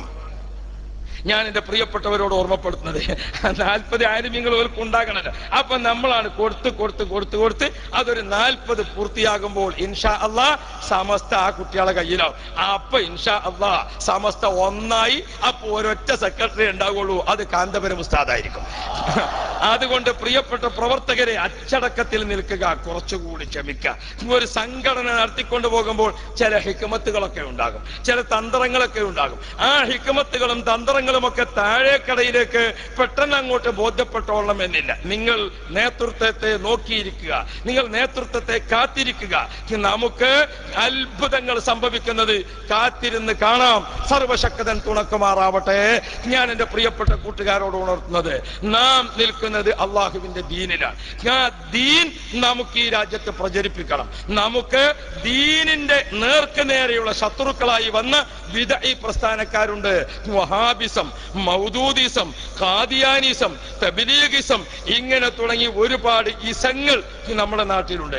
ആ ഇസങ്ങളോട് സന്ധിയില്ലാ സമരം നടത്തിക്കൊണ്ടാണ് ബഹുമാനപ്പെട്ട ശൈഖുനാ ഇ.കെ. ഹസൻ മുസ്ലിയാർ, അല്ലാഹു അവരുടെ ദറജ ഏറ്റിക്കൊടുക്കട്ടെ, ഞാൻ മുതഅല്ലിമാകുന്ന സമയത്ത് പാലക്കാട് അന്നത്തെ ജന്നത്തുൽ ഉലൂം അറബിക് കോളേജിന്റെ സമ്മേളനത്തിന് വേണ്ടി ചെന്നപ്പോൾ പാലക്കാട് എന്നുള്ള പാലില്ല രാജ്യത്ത് ദീനിന്റെ പാലരെ കോരിച്ചെരിഞ്ഞോവർ ഇ.കെ. ഹസൻ എന്ന ദീനിന്റെ സേനാനി എന്ന് പറഞ്ഞുകൊണ്ട് ഈണത്തിൽ ഒരു വഅദ് പറയുന്ന പണ്ഡിതൻ പാട്ടുപാടിയത് ഞാൻ ഇപ്പോഴും ഓർക്കും. ഇന്ന് അദ്ദേഹവും ഇല്ല, ബഹുമാനപ്പെട്ട ശൈഖുനാ ഇ.കെ. ഹസൻ മുസ്ലിയാരും ഇല്ല. അള്ളാഹു അവരൊക്കെ ദറജ ഏറ്റി കൊടുക്കണം റഹ്മാനെ. ഈ പാലക്കാട് ജില്ലയിൽ പ്രിയപ്പെട്ട സഹോദരന്മാരെ, നിങ്ങൾക്ക് ഓർമ്മയില്ലേ പ്രിയപ്പെട്ട പ്രവർത്തകരെ, അന്ന് പാലക്കാടിന്റെ ഒരു ഗ്രാമപ്രദേശത്ത് ദിവസങ്ങളോളം നീണ്ടുനിന്ന ഖണ്ഡന പ്രസംഗം നടക്കുകയാണ്. ബഹുമാനപ്പെട്ട ശൈഖുനാ ഇ.കെ. ഹസൻ മുസ്ലിയാർ ഹജ്ജിന് പോയിരിക്കുന്ന അവസരമാണ്. അപ്പോൾ വഹാബിസം മനസ്സിലാക്കി, നമ്മുടെ പരിപ്പ് ഇപ്പോൾ അടുപ്പത്ത് വെച്ചാൽ വേഗത്തിൽ വേവ് പാകമാകുമെന്ന്. ആ സമയത്താണ് ബഹുമാനപ്പെട്ട കാന്തപുരം ഉസ്താദ്, പ്രിയപ്പെട്ട സഹോദരന്മാരെ, ഖണ്ഡന പ്രസംഗവുമായി ബഹുമാനപ്പെട്ടവർ പരസ്യമായി രംഗത്ത് വരുന്നത്. അതിനുശേഷം ബഹുമാനപ്പെട്ട ഹസൻ മുസ്ലിയാർ വഫാത്തായ സമയത്താണ് കൊട്ടപ്പുറം സംവാദം നടക്കുന്നത്. അല്ലാ, ആ കൊട്ടപ്പുറം സംവാദത്തിന്റെ കാലത്ത് ഞങ്ങളൊക്കെ നന്ദിയിൽ വിദ്യാർത്ഥികളാണ്. സംവാദത്തിന്റെ ദിവസം ഞങ്ങൾ കൊട്ടപ്പുറത്തെ വയലുകളിൽ ചെന്ന് നോക്കുമ്പോൾ ബഹുമാനപ്പെട്ട അണ്ടോണ മുഹീദ്ദീൻ മുസ്ലിയാർ, അല്ലാഹുവിന്റെ ദറജ ഏറ്റിക്കൊടുക്കുമാറാവട്ടെ, പി മുഹീദ്ദീൻ കുട്ടി മുസ്ലിയാർ പാറന്നൂർ, അല്ലാഹുവിന്റെ ദറജ ഏറ്റിക്കൊടുക്കുമാറാവട്ടെ, ബഹുമാനപ്പെട്ട സി ഹൈദറാജി, അല്ലാഹു മാപ്പ് നൽകുമാറാവട്ടെ. പ്രിയപ്പെട്ട സഹോദരന്മാരെ, അവരൊക്കെ അന്നത്തെ യുവാക്കളാണ്, സുന്നി വചന സംഘത്തിന്റെ നിറസാന്നിധ്യമാണ്. ആ കൊട്ടപ്പുറം സംവാദം നടന്ന വയലിൽ അവരൊക്കെ സാധാരണ ഒരു പ്രവർത്തകരെ പോലെ ആ ചളി വയലിൽ അങ്ങോട്ടും ഇങ്ങോട്ടും ബാനർ കെട്ടിയിട്ടും പതാക കെട്ടിയിട്ടും അതുപോലെ തുടങ്ങിയിട്ടുള്ള വർക്കുകളൊക്കെ ചെയ്തുകൊണ്ട് വളണ്ടിയർമാരായി കാണുകയാണ്. പ്രിയപ്പെട്ട സഹോദരന്മാരെ, അന്ന് ബഹുമാനപ്പെട്ട കാന്തപുരം ഉസ്താദ് വഹാബീസത്തിന്റെ എല്ലാ കള്ളത്തരങ്ങളും അക്കമിട്ട് മറുപടി പറഞ്ഞുകൊണ്ട് എന്റെ ഒന്നാമത്തെ ചോദ്യത്തിനും രണ്ടാമത്തെ ചോദ്യത്തിനും മൂന്നാമത്തെ ചോദ്യത്തിനും നാലാമത്തെ ചോദ്യത്തിനും അഞ്ചാമത്തെ ചോദ്യത്തിനും മറുപടിയില്ലെങ്കിലും ഞാൻ ആറാമത്തെ ചോദ്യം ചോദിക്കുന്നു എന്ന് പറഞ്ഞുകൊണ്ട് കാന്തപുരം ഉസ്താദിന്റെ ചോദ്യാവലികൾ ഇങ്ങനെ തുടരെയായി ശത്രു സ്റ്റേജിലേക്ക് വരുമ്പോൾ പ്രിയപ്പെട്ട സഹോദരന്മാരെ, ശത്രുക്കൾ അമ്പരന്നു, അവര് വിറച്ചു. യഥാർത്ഥത്തിൽ അവരുടെ നാവ് വറ്റിപ്പോയി, ശരിക്കും അവരുടെ അണ്ണാക്കിൽ വെള്ളം വറ്റിപ്പോയി, മറുപടി പറയാൻ കഴിയാതെ വന്നു. കൊട്ടപ്പുറം സംവാദത്തിൽ തീർത്തും വഹാബിസത്തിന് പരാജയം സംഭവിച്ചു. അന്ന് മുതൽ വഹാബികൾ പ്ലാനിട്ടതാണ് ഈ കാന്തപുരത്തെ അടക്കിയിരുത്തണം. അന്ന് ഔലിയാക്കൾ തീരുമാനിച്ചതാണ് ഈ കാന്തപുരത്തെ ഉയർത്തണം എന്നത്. പ്രിയപ്പെട്ട സഹോദരന്മാര്, ബിദ്അത്തുകാർ കാന്തപുരത്തെ അടക്കിയിരുത്താനും അള്ളാഹുവിന്റെ ഔലിയാക്കളെ ബഹുമാനപ്പെട്ട കാന്തപുരം ഉസ്താദിനെ ഉയർത്താനും. കാരണം എന്തുകൊണ്ട്? അള്ളാഹുവിന്റെ മഹാന്മാർക്കുള്ള ആദരവ് അത് വകവെച്ചു കൊടുക്കാനാണ് കാന്തപുരം ഉസ്താദ് പ്രസംഗിക്കുന്നത്. ബിദ്അത്തുകാരോ ഔലിയാക്കളെ നശിപ്പിക്കാനും അവരെ ഇകഴ്ത്താനുമാണ് പ്രസംഗിക്കുന്നത്. പ്രിയപ്പെട്ട മുഅ്മിനുകളെ, ഇപ്പോൾ കൊട്ടപ്പുറത്ത് നമ്മുടെ സംവാദത്തിന്റെ വാർഷികം നടന്നു, 30ാം വാർഷികം. ആ വാർഷികം നടന്നപ്പോൾ ബിദ്ഈ പ്രസ്ഥാനക്കാർക്ക് അന്നുണ്ടായ പരാജയങ്ങളെ അനുസ്മരിച്ചുകൊണ്ട് അതൊക്കെ നടന്നു. അവിടെ നേരെ പിറ്റേ ദിവസം മുജാഹിദുകൾ ഒരു സമ്മേളനം വെച്ചാൽ അത് നമുക്ക് മനസ്സിലാക്കാം. മുജാഹിദിന്റെ ഏത് ഗ്രൂപ്പ് വെച്ചാലും നമുക്ക് മനസ്സിലാക്കാം. അവിടെ പിന്നീട് മറുപടി സമ്മേളനം വെച്ചത് ആരാണ്? സമസ്ത എന്ന പേരിൽ ജീവിക്കുന്ന ആളുകളാണ്. പ്രിയപ്പെട്ട സഹോദരന്മാരെ,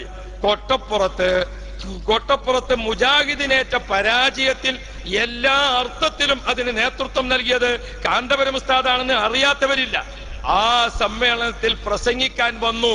നേരത്തെ AP ഉസ്താദിനെ പറ്റി അറിയുന്ന, AP ഉസ്താദിനെ പറ്റി പഠിച്ച, AP ഉസ്താദിനെ കൊട്ടപ്പുറം സംവാദത്തിൽ ശരിക്കും മനസ്സിലാക്കിയ ഒരു ഫൈസി അദ്ദേഹം അതിൽ പ്രസംഗിച്ചിട്ട് പറഞ്ഞു, ആരെന്തൊക്കെ പറഞ്ഞാലും കൊട്ടപ്പുറത്തിന്റെ താരം അത് കാന്തപുരം തന്നെ. കൊട്ടപ്പുറത്ത് വഹാബികളെ ഉത്തരത്തിൽ മുട്ടിച്ചത് അത് കാന്തപുരം തന്നെ. കാന്തപുരത്തിന്റെ സവിശേഷമായ വ്യക്തിത്വവും അദ്ദേഹത്തിന്റെ പാണ്ഡിത്യവുമാണ് കൊട്ടപ്പുറം സംവാദത്തിന്റെ വിജയമെന്ന് അവരുടെ സ്റ്റേജിൽ വെച്ചുകൊണ്ട് പ്രസംഗം നടന്നു. പ്രിയപ്പെട്ട സഹോദരന്മാര്, ഇവിടെ നാം മനസ്സിലാക്കേണ്ടത് വഹാബികളല്ല ഇന്ന് നമ്മുടെ ആശയ ശത്രുക്കൾ.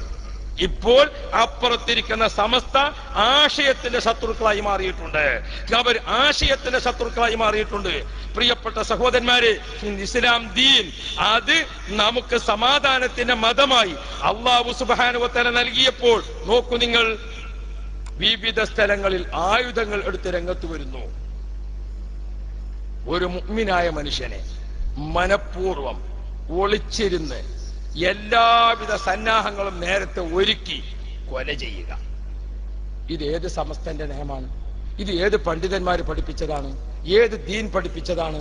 പ്രിയപ്പെട്ട സഹോദരന്മാരെ, ഞാൻ നേരത്തെ ഓർമ്മപ്പെടുത്തിയതുപോലെ തിരിച്ചടിക്കാൻ മരുന്നില്ലാഞ്ഞിട്ടല്ല. നാം താമസിക്കുന്നത് ഒരു ജനാധിപത്യ രാജ്യത്താണ്. ഇവിടുത്തെ നിയമത്തിന് വിധേയമായിക്കൊണ്ട് മാത്രമേ നമുക്ക് പ്രവർത്തിക്കാൻ പറ്റുകയുള്ളൂ.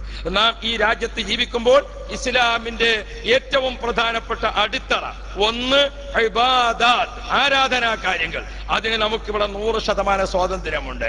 2 മുആമലാത്ത്, സാമ്പത്തികമായും മറ്റുമുള്ള ഇടപാടുകൾ, അതിന് നമുക്ക് സ്വാതന്ത്ര്യമുണ്ട്.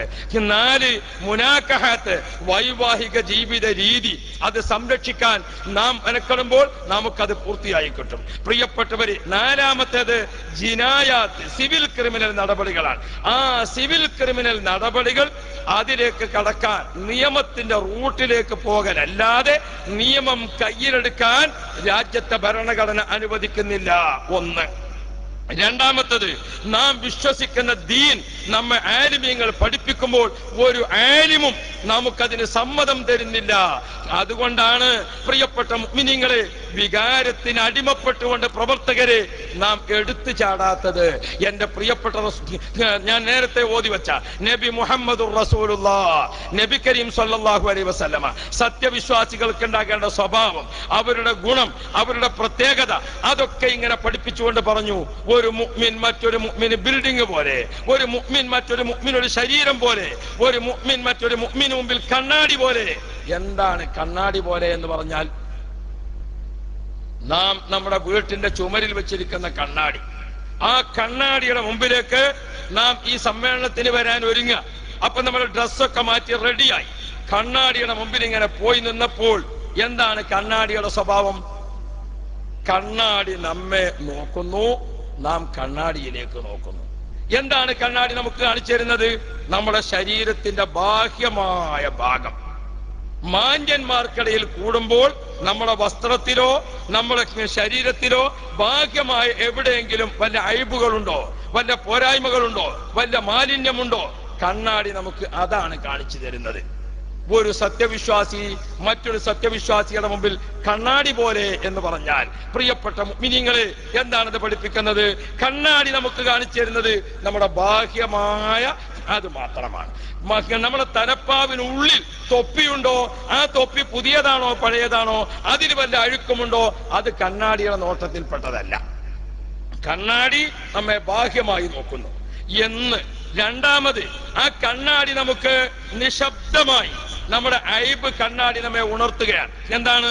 കണ്ണാടിയിൽ നമ്മൾ ഇങ്ങനെ നോക്കി നിൽക്കുമ്പോൾ കണ്ണാടി നമുക്ക് കാണിച്ചു തന്നു, താടി നന്നാക്കിയപ്പോൾ ഒരു ഭാഗത്തെ നന്നാക്കിയിട്ടുള്ളൂ, മറ്റേ ഭാഗം നന്നാക്കിയിട്ടില്ല എന്ന് കണ്ണാടി നമ്മുടെ മുമ്പിൽ കാണിച്ചു തരികയാണ്. എങ്ങനെയാണ് കണ്ണാടി കാണിച്ചു തരുന്നത്? നമ്മുടെ കുറവ്, നമ്മുടെ ഐബ് കണ്ണാടി നമുക്ക് കാണിച്ചു തരുന്നത് എങ്ങനെയാണ്?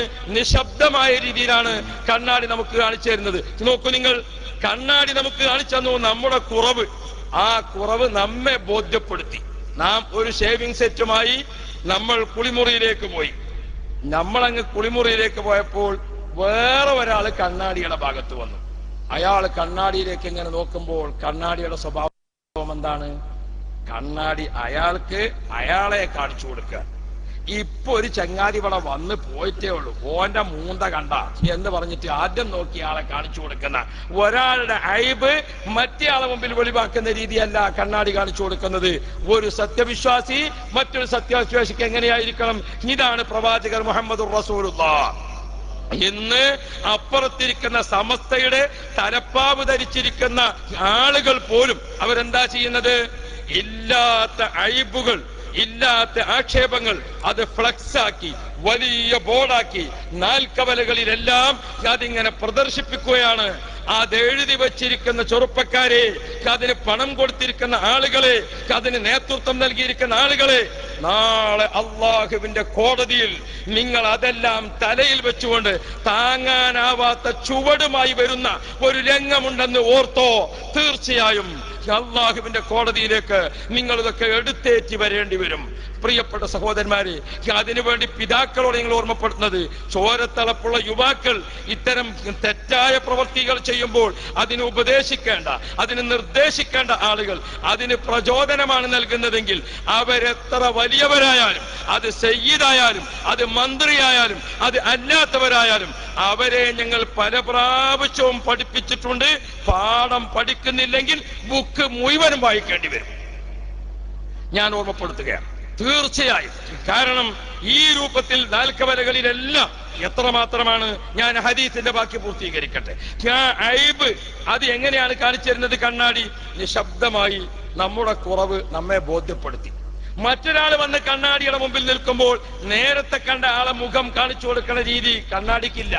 ഇനിയും മറ്റൊന്ന്, ആ ബാത്റൂമിൽ നിന്ന് താടിയൊക്കെ നന്നാക്കി തലപ്പാവൊക്കെ റെഡിയാക്കി നമ്മൾ വീണ്ടും കണ്ണാടിയുടെ മുമ്പിൽ വന്നു. അപ്പോൾ കണ്ണാടി എന്താണ് നമുക്ക് കാണിച്ചു തരുന്നത്? ആദ്യത്തെ ഐബുള്ള ഫോട്ടോ ആണോ കാണിച്ചു തരുന്നത്? അല്ല, ഇപ്പോൾ നന്നായി വന്ന പുഞ്ചിരിക്കുന്ന ഫോട്ടോ, അതാണ് കണ്ണാടി നമ്മുടെ മുമ്പിൽ പ്രദർശിപ്പിക്കുന്നത്. ഒരു തെറ്റ് ചെയ്തിരിക്കുന്ന ആൾ, അദ്ദേഹം തെറ്റിൽ നിന്ന് പിന്തിരിഞ്ഞാൽ അവനെ നിങ്ങൾ സ്വീകരിക്കുക എന്നതാണ് ബഹുമാനപ്പെട്ട നബി മുഹമ്മദുർ റസൂലുള്ളാഹ്.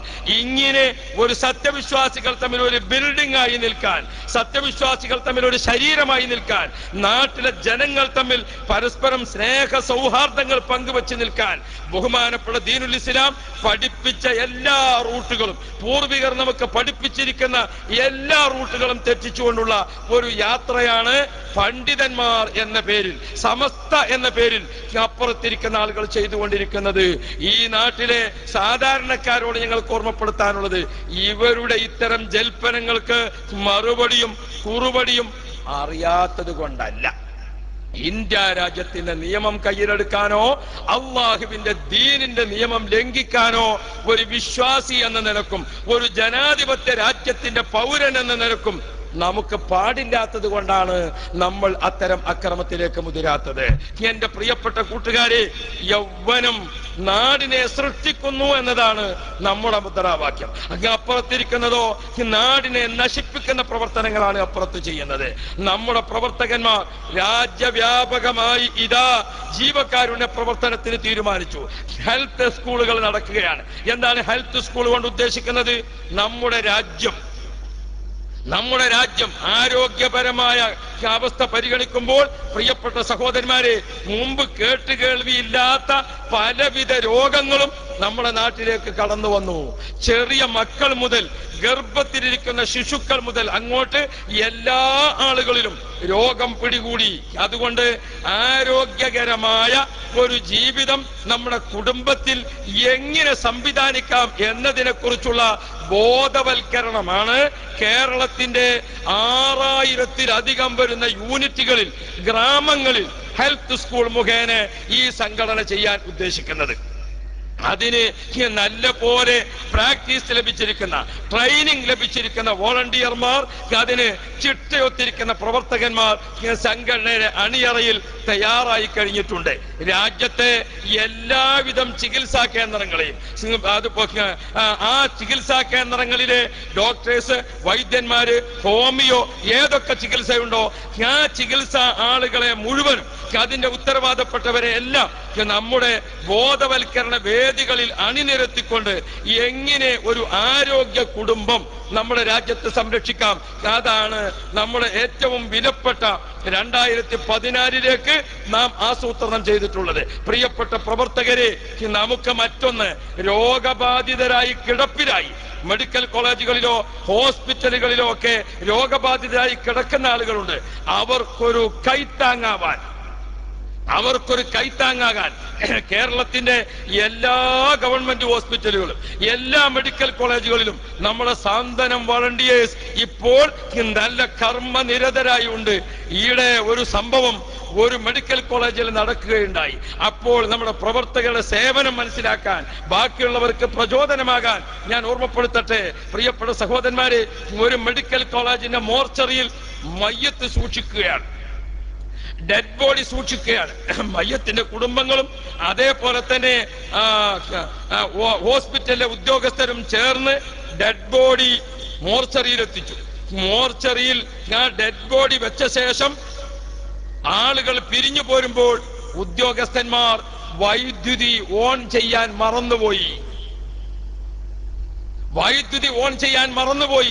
3 ദിവസം കഴിഞ്ഞ് മെഡിക്കൽ കോളേജിന്റെ മോർച്ചറിയിൽ ചെന്ന് വാതിൽ തുറന്നു നോക്കുമ്പോൾ ആ ഉദ്യോഗസ്ഥന്മാർക്കും കുടുംബത്തിനും കാണാൻ സാധിക്കുന്നത് പുഴുക്കൾ ഇങ്ങനെ അരിച്ചുകൊണ്ടിരിക്കുന്ന, ധാരാളം പുഴുക്കൾ നിറഞ്ഞു നിൽക്കുന്ന ഡെഡ് ബോഡിയാണ് കാണാൻ സാധിക്കുന്നത്. ഹോസ്പിറ്റലിലെ ഒരു നഴ്സിനും മോർച്ചറിയിലെ ഒരു ഉദ്യോഗസ്ഥനും നാറിയിട്ട് അടുക്കാൻ പറ്റുന്നില്ല. ആ സമയത്താണ് നമ്മുടെ സാന്ത്വനം വോളണ്ടിയേഴ്സ്, SYSന്റെ സാന്ത്വനം വോളണ്ടിയേഴ്സ്, ആ വോളണ്ടിയേഴ്സ് അങ്ങോട്ട് ചെന്നു. അവര് നല്ല കോർത്തുമുണ്ടുകൊണ്ട് മൂക്ക് നല്ല പോലെ മുറുക്കി കെട്ടിയിട്ട് ആ ഡെഡ് ബോഡി, പ്രിയപ്പെട്ട സഹോദരന്മാരെ, അതിൽ നിന്ന് പുഴുക്കളെ നീക്കി അത് വൃത്തിയാക്കി കുളിപ്പിച്ച് മയ്യത്തിന് വേണ്ട എല്ലാ ശേഷക്രിയകളും അത് ചെയ്തുകൊണ്ട്, പ്രിയപ്പെട്ട സഹോദരന്മാരെ, മോർച്ചറിയിൽ നിന്ന് ഞങ്ങളെ പ്രവർത്തകന്മാര് പുറത്തേക്ക് വരുമ്പോൾ അവരുടെ ശരീരത്തിൽ ഇങ്ങനെ പുഴു അരിക്കുന്നുണ്ടായിരുന്നു.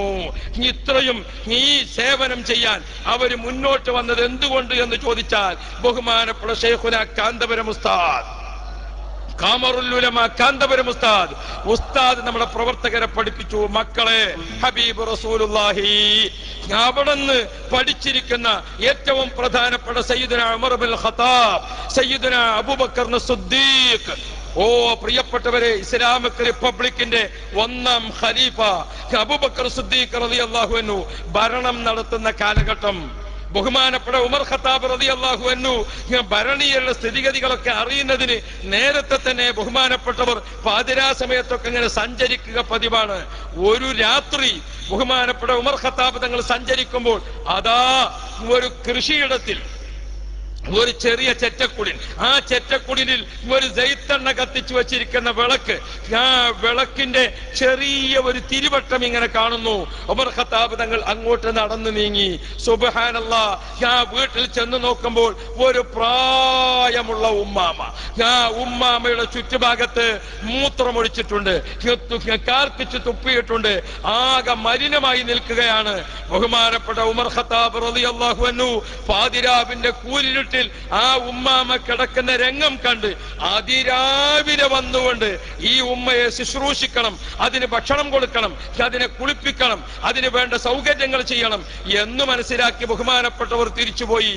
രാവിലെ അതിരാവിലെ ആ വീട്ടിലേക്ക് വന്നു നോക്കുമ്പോൾ അത്ഭുതത്തിൽ അത്ഭുതം, ആ ഉമ്മാമയുടെ ഡ്രസ്സ് മാറ്റി കൊടുത്തിരിക്കുന്നു, ആ ഉമ്മാമയുടെ കോളാമ്പി കഴുകി വൃത്തിയാക്കിയിരിക്കുന്നു, ആ ഉമ്മാമ കിടക്കുന്ന സ്ഥലമൊക്കെ വൃത്തിയാക്കിയിരിക്കുന്നു. ഉമർ ഇബ്നുൽ ഖത്താബ് റളിയല്ലാഹു അൻഹു അത്ഭുതപ്പെട്ടു, പടച്ചവനെ, പാതിരാവിന്റെ കൂരിരുട്ട് കഴിഞ്ഞിട്ടാണ് ഞാൻ ഇവിടെ വന്നത്, അതിനുശേഷം ഇവിടെ ആരായിരിക്കും ഈ സേവനത്തിന് വന്നത്? പിറ്റേ ദിവസം പാതിരാക്ക് ഉമർ ഖത്താബ് റളിയല്ലാഹു അൻഹു ആ കൃഷിയിടത്തിൽ പോയിട്ട് ഒളിഞ്ഞങ്ങനെ ഇരുന്നു. ആരാണാവോ ആ ഉമ്മയെ സഹായിക്കാൻ വരുന്നത്? പാതിരാവിന്റെ കൂരിരുട്ടിനെ കീറി മുറിച്ചുകൊണ്ട് ആ കൃഷിയുടെ മധ്യത്തിലൂടെ അതാ ഒരാളിങ്ങനെ പതുക്കെ നടന്നു വരുന്നു. ഉമർ ഖത്താബ് തങ്ങളെ കണ്ണിന് വിശ്വസിക്കാൻ സാധിക്കുന്നില്ല. ആ വരുന്ന മഹാൻ അദ്ദേഹം നേരെ വന്നു, ആ ഉമ്മാമയുടെ വീട്ടിൽ വന്നു. സുബ്ഹാനല്ലാഹ്, ആ ഉമ്മാമയുടെ കൊളാമ്പി എടുത്ത് കഴുകി വെച്ചു, ആ ഉമ്മാമയുടെ വീടടിച്ചു വൃത്തിയാക്കി. ആ മഹാൻ തിരിച്ചു പോകുമ്പോൾ ആരായിരുന്നു അത്? ഇസ്ലാമിക് റിപ്പബ്ലിക്കിന്റെ 1ാം ഖലീഫ സയ്യിദുനാ അബൂബക്കർ സിദ്ദീഖ്. ആ സിദ്ദീഖ് റളിയല്ലാഹു അൻഹു ചെയ്ത ഈ സേവനത്തിന്റെ ചരിത്രം നമ്മുടെ വളണ്ടിയർമാർക്ക് പഠിപ്പിച്ചു കൊടുത്തു കാന്തപുരം ഉസ്താദ്. പ്രിയപ്പെട്ട സഹോദരന്മാരെ, അങ്ങനെയാണ് മെഡിക്കൽ കോളേജിലെ സഹായിയിലും അതുപോലെ തന്നെ ഹോസ്പിറ്റലുകളിലെല്ലാം തിരുവനന്തപുരത്തെ ക്യാൻസർ ഇൻസ്റ്റിറ്റ്യൂട്ട് അടക്കമുള്ള എല്ലാ സ്ഥലങ്ങളിലും SYSന്റെ സാന്ത്വനം വോളണ്ടിയേഴ്സ്, പ്രിയപ്പെട്ട പ്രവർത്തകരെ, നമുക്ക് നമ്മുടെ കുഞ്ഞംസുവിനെയും നമ്മുടെ നൂറുദ്ദീനെയും 2 കാലുമാണ് ആദ്യം വെട്ടിയത്. എന്തുകൊണ്ട്? അവരെ കൊല ചെയ്യണം എന്നിവർക്ക് നിശ്ചയമുണ്ട്. അതുകൊണ്ട് ആദ്യം അവരുടെ കാല് വെട്ടി, അവർക്ക് വീണ്ടും വെട്ടി കിട്ടുമ്പോൾ എഴുന്നേറ്റ് ഓടിപ്പോകാൻ പാടില്ല. അതുകൊണ്ട് കാല് വെട്ടി മുറിച്ച ശേഷമാണ് ബാക്കി സ്ഥലത്തേക്ക് വെട്ടുപോയത്. പ്രിയപ്പെട്ട സഹോദരന്മാരെ, 50ഓളം വരുന്ന വെട്ടേറ്റുകൊണ്ടാണ് കുഞ്ഞംസുവും നൂറുദ്ദീനും കടന്നിരുന്നത്. നമുക്കറിയാമല്ലോ സഹോദരന്മാരെ, നാം ഓർക്കണം, ആ കുഞ്ഞംസുവിനെയും നൂറുദ്ദീനെയും വെട്ടിയ ആളുകളുടെ കരങ്ങളില്ലേ, അത് നാളെ ചീഞ്ഞ് പുഴുത്തിട്ട് അവരും ഹോസ്പിറ്റലിൽ ഉണ്ടാകുമ്പോൾ അവർക്ക് സാന്ത്വനം SYSന്റെ വോളണ്ടിയേഴ്സ് ആയിരിക്കും കേട്ടോ. അവിടേക്കാണ് കാന്തപുരം ഉസ്താദ് നമ്മെ പഠിപ്പിക്കുന്നത്, അവിടേക്കാണ് പഠിപ്പിക്കുന്നത്. നമുക്കറിയാം, അബുഹാജിയെ കൊല ചെയ്തു, എന്നിട്ട് അദ്ദേഹത്തിനെ കൃത്രിമമായി കുറച്ച് ആൾക്കാർ ഹോസ്പിറ്റലിൽ അഡ്മിറ്റ് ചെയ്തു. ആ അഡ്മിറ്റിൽ വന്ന ആളുകൾക്കും സാന്ത്വനമേകിയത് നമ്മുടെ SYSന്റെ വളണ്ടിയേഴ്സ് ആണ്. നിങ്ങൾക്ക് ഒരു പക്ഷേ വികാരം വരുന്നുണ്ടാകും, അവർക്കും നമ്മളാണോ സേവനം ചെയ്തു കൊടുത്തത്? അതെ, അതാണ് മുഹമ്മദുർ റസൂലുള്ളാഹി. ചരിത്രം പഠിക്കണം, ചരിത്രം പഠിപ്പിച്ച റൂട്ട് പഠിപ്പിക്കണം. അതാണ് ബഹുമാനപ്പെട്ട കാന്തപുരം ഉസ്താദ് പഠിപ്പിക്കുന്നത്. പ്രിയപ്പെട്ട മുഅ്മിനുകളെ, അക്രമമല്ല നമ്മുടേത്. കഴിഞ്ഞ കാലത്ത് ഒരു ആലിമും ആയുധം എടുത്തിട്ടില്ല. മുസ്ലിം പള്ളികളിലൊക്കെ വാള് സൂക്ഷിച്ചിരിക്കുന്നു എന്നൊരു വാർത്തയുണ്ടായിരുന്നു പണ്ട്. ഇടക്കാലത്ത് നിസ്കാരത്തിനൊക്കെ ചില അപരിചിതരായ ആളുകൾ കുറച്ചാലൊക്കെ നിസ്കരിച്ച് നോക്കുമ്പോൾ നിസ്കാരത്തിന് വാളെടുക്കണേ കാണുന്നില്ല. അപ്പൊ ആരോ പറഞ്ഞു വാള് വെള്ളിയാഴ്ച മാത്രമേ എടുക്കുള്ളൂ.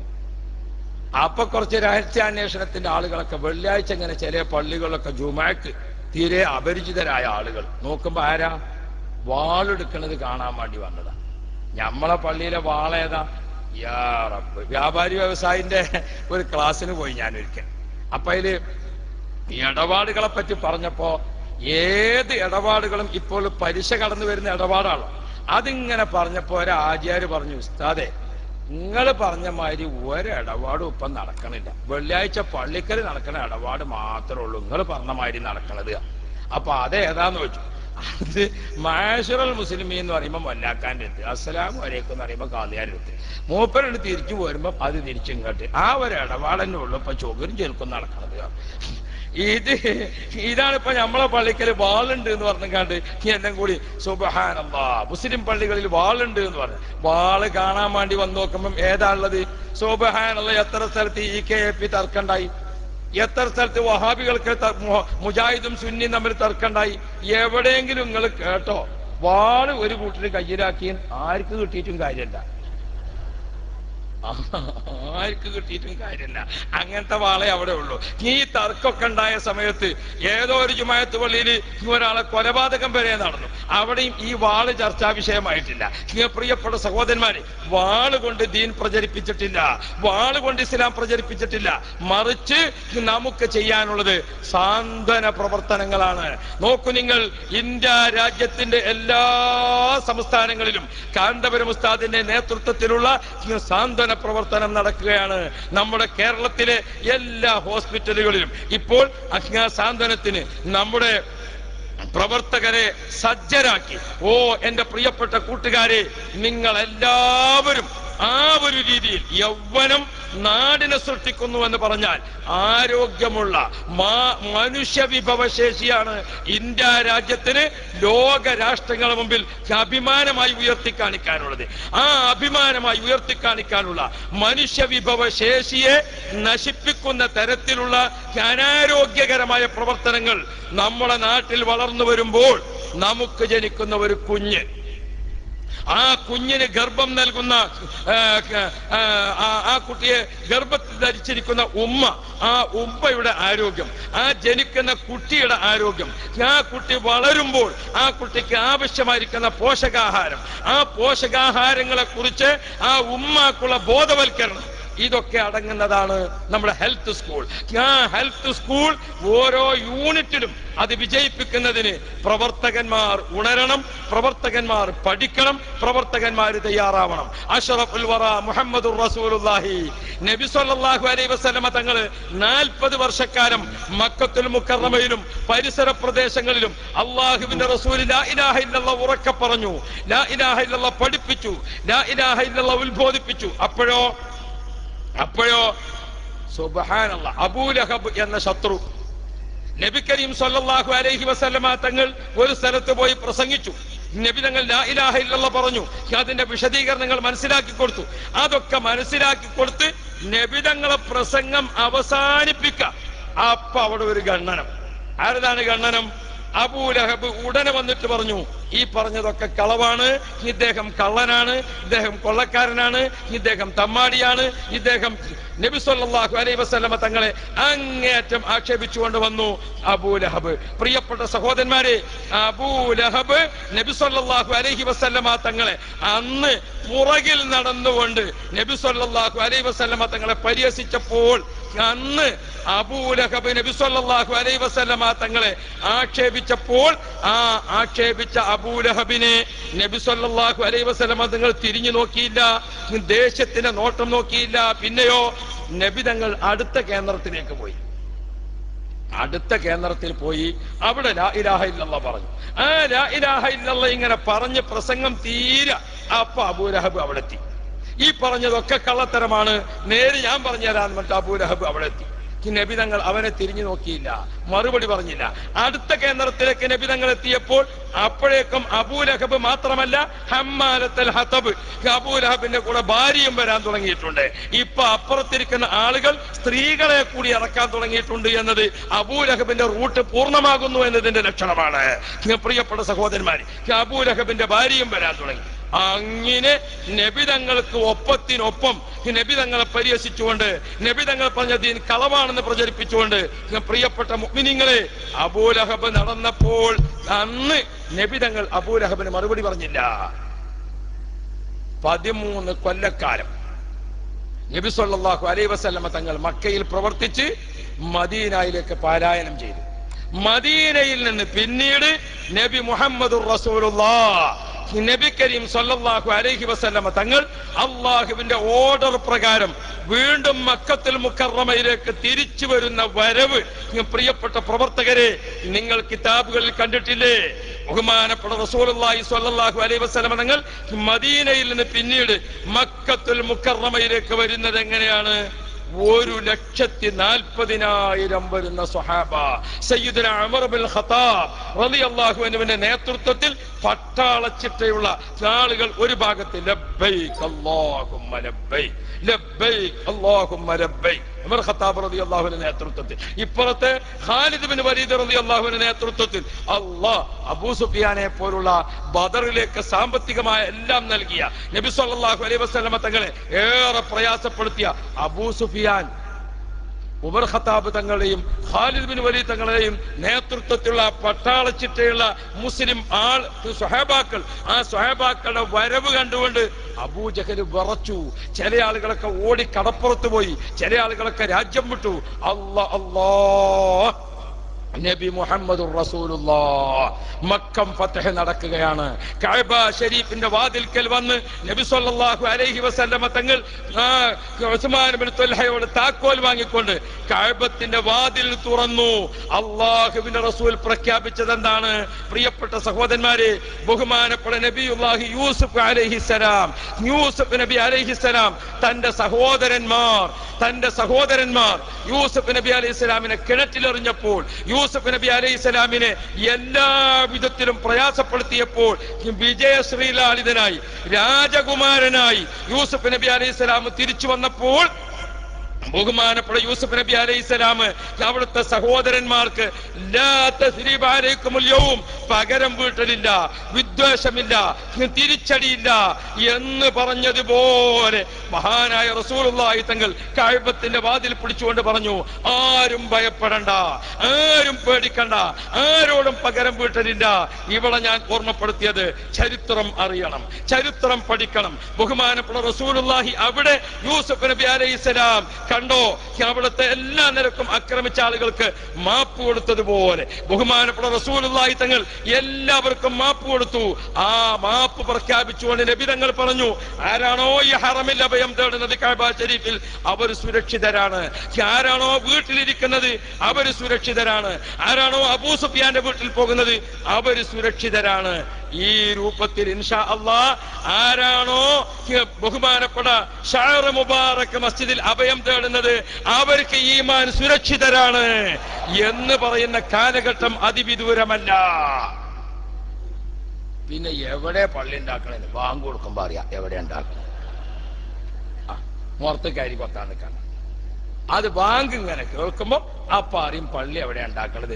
അപ്പൊ ആളുകളൊക്കെ ഇങ്ങനെ എല്ലാവരും അതിലേക്ക് ഒഴുകുമ്പോൾ ആ പള്ളിയെ പരിഹസിച്ചവർ ബഹുമാനപ്പെട്ട കാന്തപുരം ഉസ്താദ് നമ്മുടെ ഇന്ത്യ രാജ്യത്തിന്റെ മണ്ണിൽ ഏകദേശം 3000-ഓളം പള്ളികൾ സ്ഥാപിച്ചിട്ടുണ്ട്.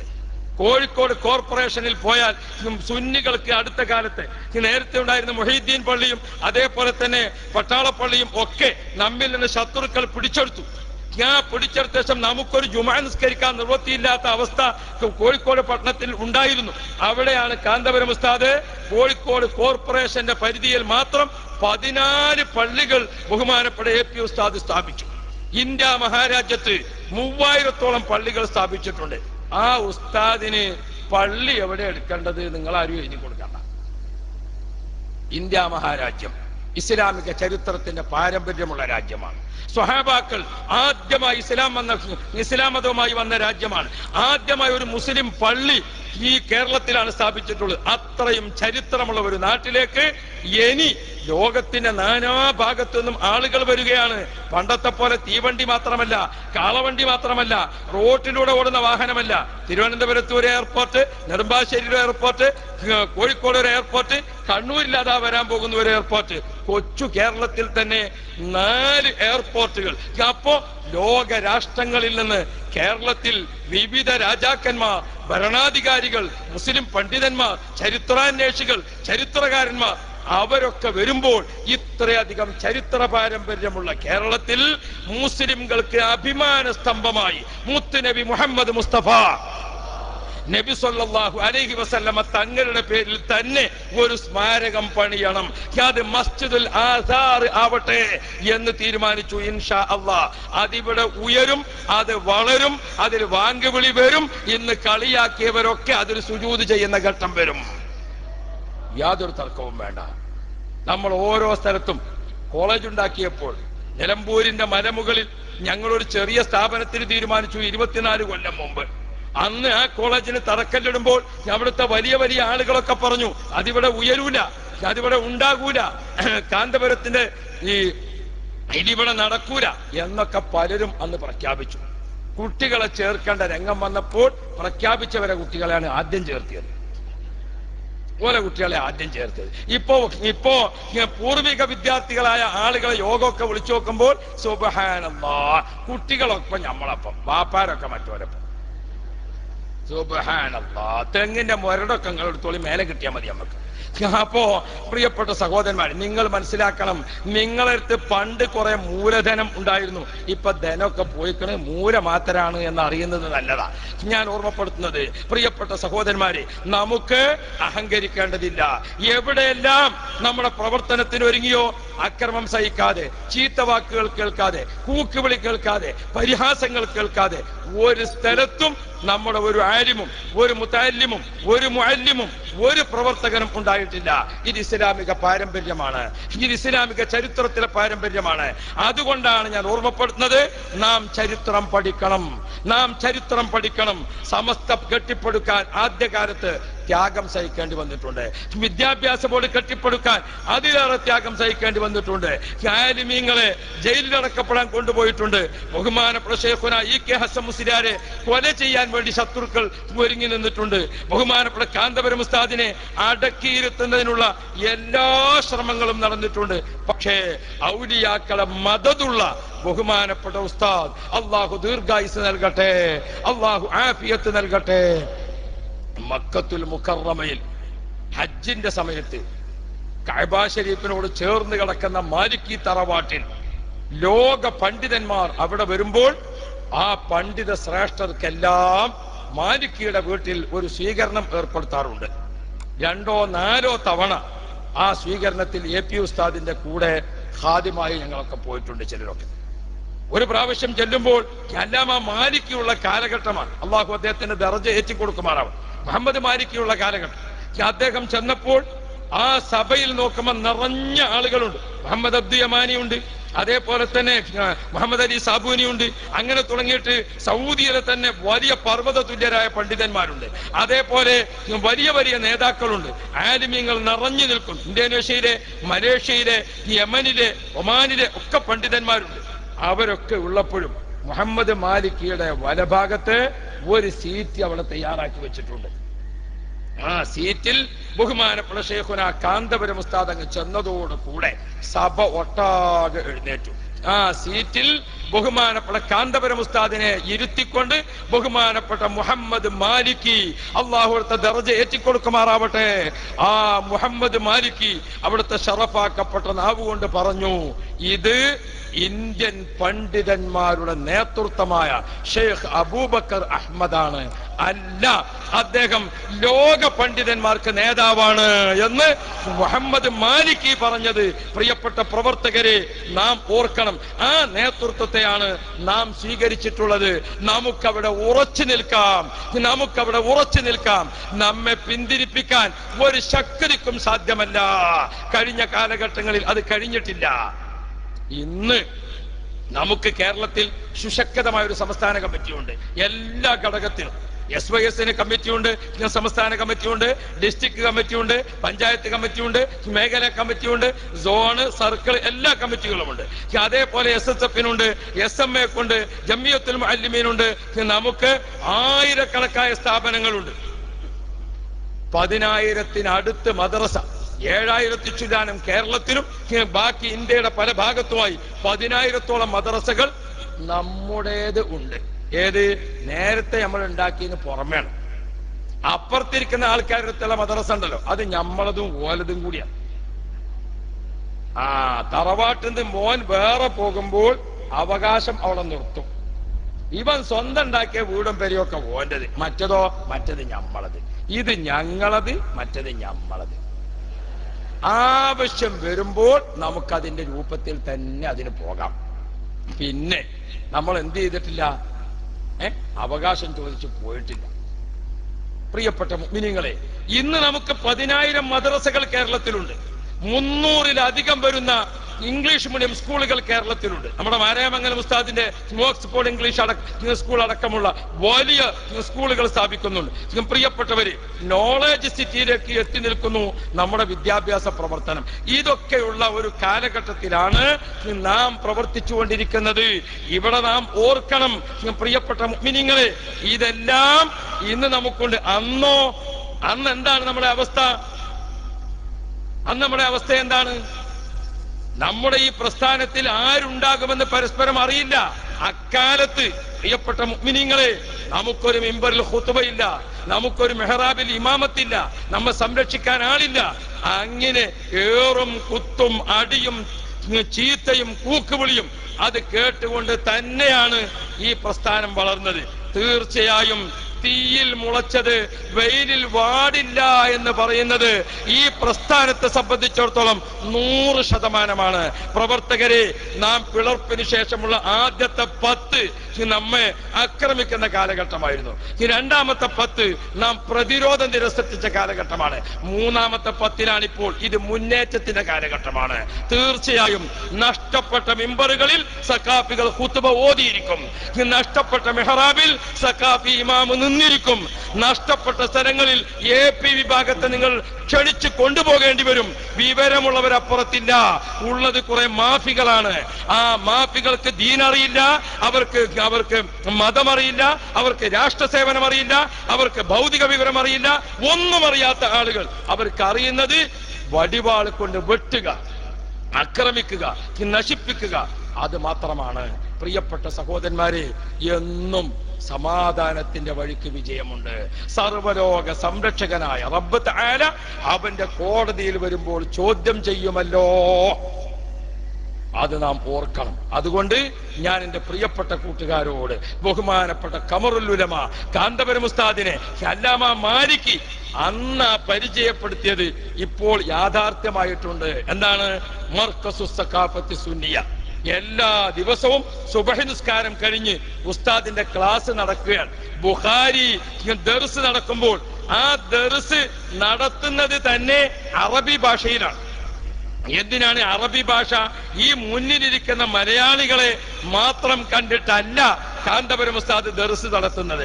മറിച്ച് ഇന്റർനെറ്റിലൂടെ ആ ദർസ് ഒമാനിലും യമനിലും ഇന്തോനേഷ്യയിലും മലേഷ്യയിലും അബുദാബിയിലും സൗദി അറേബ്യയിലും ലോക രാഷ്ട്രങ്ങളിൽ പണ്ഡിതന്മാർ ബഹുമാനപ്പെട്ട ഷെയ്ഖ് അബൂബക്കറിന്റെ ദർസ് ശ്രദ്ധിക്കുന്നുണ്ട്. ആ ദർസ് എല്ലാ രാജ്യത്തും ബുഖാരി ദർസ് കേൾക്കുമ്പോൾ പ്രിയപ്പെട്ട മുഅ്മിനീങ്ങളെ, ബഹുമാനപ്പെട്ട ഷെയ്ഖുന കാന്തപുരം ഉസ്താദിന്റെ ആ ദർസ് മർക്കസുസ് സഖാഫത്തി സുന്നിയായിരുന്നു കൊണ്ട് അൻ അബീ ഹുറൈറത റളിയല്ലാഹു അൻഹു അല്ലാഹു അക്ബർ അല്ലാഹു അക്ബർ അല്ലാഹു അക്ബർ അല്ലാഹു അക്ബർ വലില്ലാഹിൽ ഹംദ്.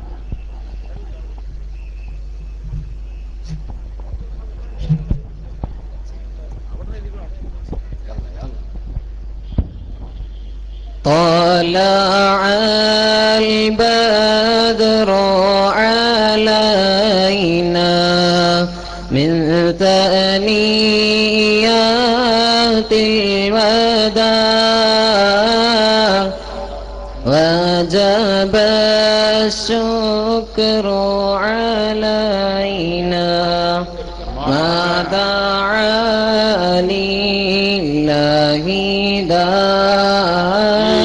പ്രസ്ഥാനത്തിന്റെ കാര്യദർശി സുന്നി വചന സംഘത്തിന്റെ സമുന്നതനായ ബഹുമാന്യരായ പേരോട് ഉസ്താദ്, അള്ളാഹുവേ ആഫിയത്ത് നൽകണേ അല്ലാ, ദീർഘായുസ് നൽകണേ അല്ലാ, സന്തോഷമുള്ള അവസ്ഥ നീ എല്ലായ്പ്പോഴും നിലനിർത്തി കൊടുക്കണേ അല്ലാ. ബഹുമാനപ്പെട്ട പേരോട് ഉസ്താദിന്റെ വാഗ്ദ്വാരണികൾ ആരംഭിക്കുന്നു. ഞാൻ പറഞ്ഞത് പൂർത്തീകരിക്കാം. അപ്പോ ബഹുമാനപ്പെട്ട ഷെയ്ഖുന കാന്തപുരം ഉസ്താദ് മർക്കസിൽ വെച്ചുകൊണ്ട് ബഹുമാനപ്പെട്ട ഷെയ്ഖുന കാന്തപുരം ഉസ്താദ് തൊട്ടടുത്ത് വരികയാണ് ഇൻഷാ അല്ലാഹ്. അപ്പോ ബഹുമാനപ്പെട്ട ഷെയ്ഖുന അവർകൾ മർക്കസിൽ ബുഖാരി ദർസ് നടത്തുന്നത് ഭാഷ അറബിയിലാണ്. ഹദീസ് അറബിയിൽ വായിച്ച് അറബിയിലാണ് വ്യാഖ്യാനം കൊടുക്കുന്നത്. എന്തുകൊണ്ട്? മുന്നിലിരിക്കുന്ന മലയാളി കുട്ടികളെ മാത്രമല്ല, മറിച്ച് ലോക രാഷ്ട്രങ്ങളിൽ ഉസ്താദിന്റെ ദർസ് ശ്രദ്ധിക്കുന്നുണ്ട്. ആ ദർസ് ശ്രദ്ധിച്ചുകൊണ്ടിരിക്കുന്ന പണ്ഡിതന്മാർ, അപ്പോ ഉസ്താദ് വന്നിട്ട് കിതാബ് എടുത്തുകൊണ്ട് അൻ അബീ ഹുറൈറത റളിയല്ലാഹു അൻ അന്നഹു ഖാൽ ഖാല റസൂലുള്ളാഹി എന്നങ്ങോട്ട് പറയുന്ന സമയത്ത് പ്രിയപ്പെട്ട മുഅ്മിനീങ്ങളെ, ഖാല റസൂലുള്ളാഹി എന്ന് കാന്തപുരം ഉസ്താദ് പറയുമ്പോൾ അതിനൊപ്പം സ്വലാത്ത് ചൊല്ലുന്നത് മർക്കസിൽ വെച്ച് മാത്രമല്ല, സൗദിയിലും ഒമാനിലും യമനിലും തുർക്കിയിലും എന്ന് വേണ്ട എല്ലാ സ്ഥലത്ത് വെച്ചുകൊണ്ടും ചൊല്ലുന്നു സ്വല്ലല്ലാഹു അലൈക യാ റസൂലല്ലാഹ്. ലോക പണ്ഡിതന്മാരെ കൊണ്ട് ഇത്രയധികം അതിരാവിലെ സുബഹിക്ക് ഇത്രയധികം സ്വലാത്ത് ഇലാ ഹദ്റത്തി റസൂലില്ലാഹി. അങ്ങനെ ഒരു നേതാവ് ആകാശത്തിന് ചുവട്ടിലുണ്ടെങ്കിൽ ശൈഖുനാ കാന്തപുരം ഉസ്താദാണ്. ബഹുമാനപ്പെട്ട ഖമറുൽ ഉലമാ കാന്തപുരം ഉസ്താദ്, സമസ്തയുടെ ജനറൽ സെക്രട്ടറി കാന്തപുരം ഉസ്താദ്, മർക്കസിന്റെ അധ്യക്ഷൻ കാന്തപുരം ഉസ്താദ്, സുന്നി കേരളത്തിന്റെ അഭിമാനം കാന്തപുരം ഉസ്താദ്, ലോക മുസ്ലിം നേതൃത്വം ശൈഖുനാ കാന്തപുരം ഉസ്താദ്. അല്ലാഹു അക്ബർ, അല്ലാഹു അക്ബർ, അല്ലാഹു അക്ബർ, വലില്ലാഹിൽ ഹംദ്. طلع البدر علينا من ثنيات الوداع وجب الشكر علينا ما دعا لله داع. طلع البدر علينا من ثنيات الوداع وجب الشكر علينا ما دعا لله داع. ബഹുമാനപ്പെട്ട ശൈഖുന നമ്മുടെ വേദിയിൽ എത്തിക്കഴിഞ്ഞു. പ്രിയപ്പെട്ട പാലക്കാടിന്റെ മണ്ണിലെ പ്രിയപ്പെട്ട കൂട്ടുകാരെ, നാം ത്യാഗത്തിന്റെ കഥ വായിക്കുന്നവർ, നാം ത്യാഗത്തിന്റെയും കണ്ണീരിന്റെയും ഒരുപാട് ചരിത്രങ്ങൾ ഉള്ളവരാണ്. ബഹുമാനപ്പെട്ട ഹബീബ് ബിൻ സയ്യിദുൽ അൻസാരി റളിയല്ലാഹു അൻഹു മുസൈലിമയുടെ അടുക്കലേക്ക് കത്തുമായി പോയപ്പോൾ മുസൈലിമ ബഹുമാനപ്പെട്ട ഹബീബ് ബിൻ സയ്യിദുൽ അൻസാരി റളിയല്ലാഹു അൻഹുവിന്റെ ശരീരത്തിലെ ഓരോ മാംസകഷ്ണവും അരിഞ്ഞ് അരിഞ്ഞ് അരിഞ്ഞ് അരിഞ്ഞെടുത്തുകൊണ്ട് ബഹുമാനപ്പെട്ട ഹബീബ് ബിൻ സയ്യിദുൽ അൻസാരി തങ്ങൾ ആ സമയത്തെല്ലാം അഷ്ഹദു അന്ന മുഹമ്മദർ റസൂലുള്ളാഹ്, അഷ്ഹദു അന്ന മുഹമ്മദർ റസൂലുള്ളാഹ്, അഷ്ഹദു അന്ന മുഹമ്മദർ റസൂലുള്ളാഹ്. നാം ചരിത്രം പഠിക്കണം, നാം ചരിത്രം പഠിക്കണം. വമൻ യഅ്തസിബ് ബില്ലാഹ് ഫഖദ് ഹുദിയ ഇലാ സിറാത്തിൻ മുസ്തഖീം. ആ ആയത്ത് നമ്മുടെ ഈമാനിനെ ഉറപ്പിച്ച് സിറാത്തുൽ മുസ്തഖീമിൽ നമ്മൾ നിർത്തുമാറാവട്ടെ എന്ന് പ്രാർത്ഥിച്ചുകൊണ്ട് ഞാൻ നിർത്തുന്നു. നിലമ്പൂരിലെ മജ്മഅ് സഖാഫത്തുൽ ഇസ്ലാമിയ സ്ഥാപനത്തിന്റെ സിൽവർ ജൂബിലി 25ാം വാർഷികം, അത് ജനുവരി 1, 2, 3, 4 തീയതികളിൽ, 4ാം തീയതിയിലെ സമാപന മഹാസമ്മേളനത്തിലേക്ക് നിങ്ങളെല്ലാം സ്വാഗതം ചെയ്തുകൊണ്ട് അസ്സലാമു അലൈക്കും.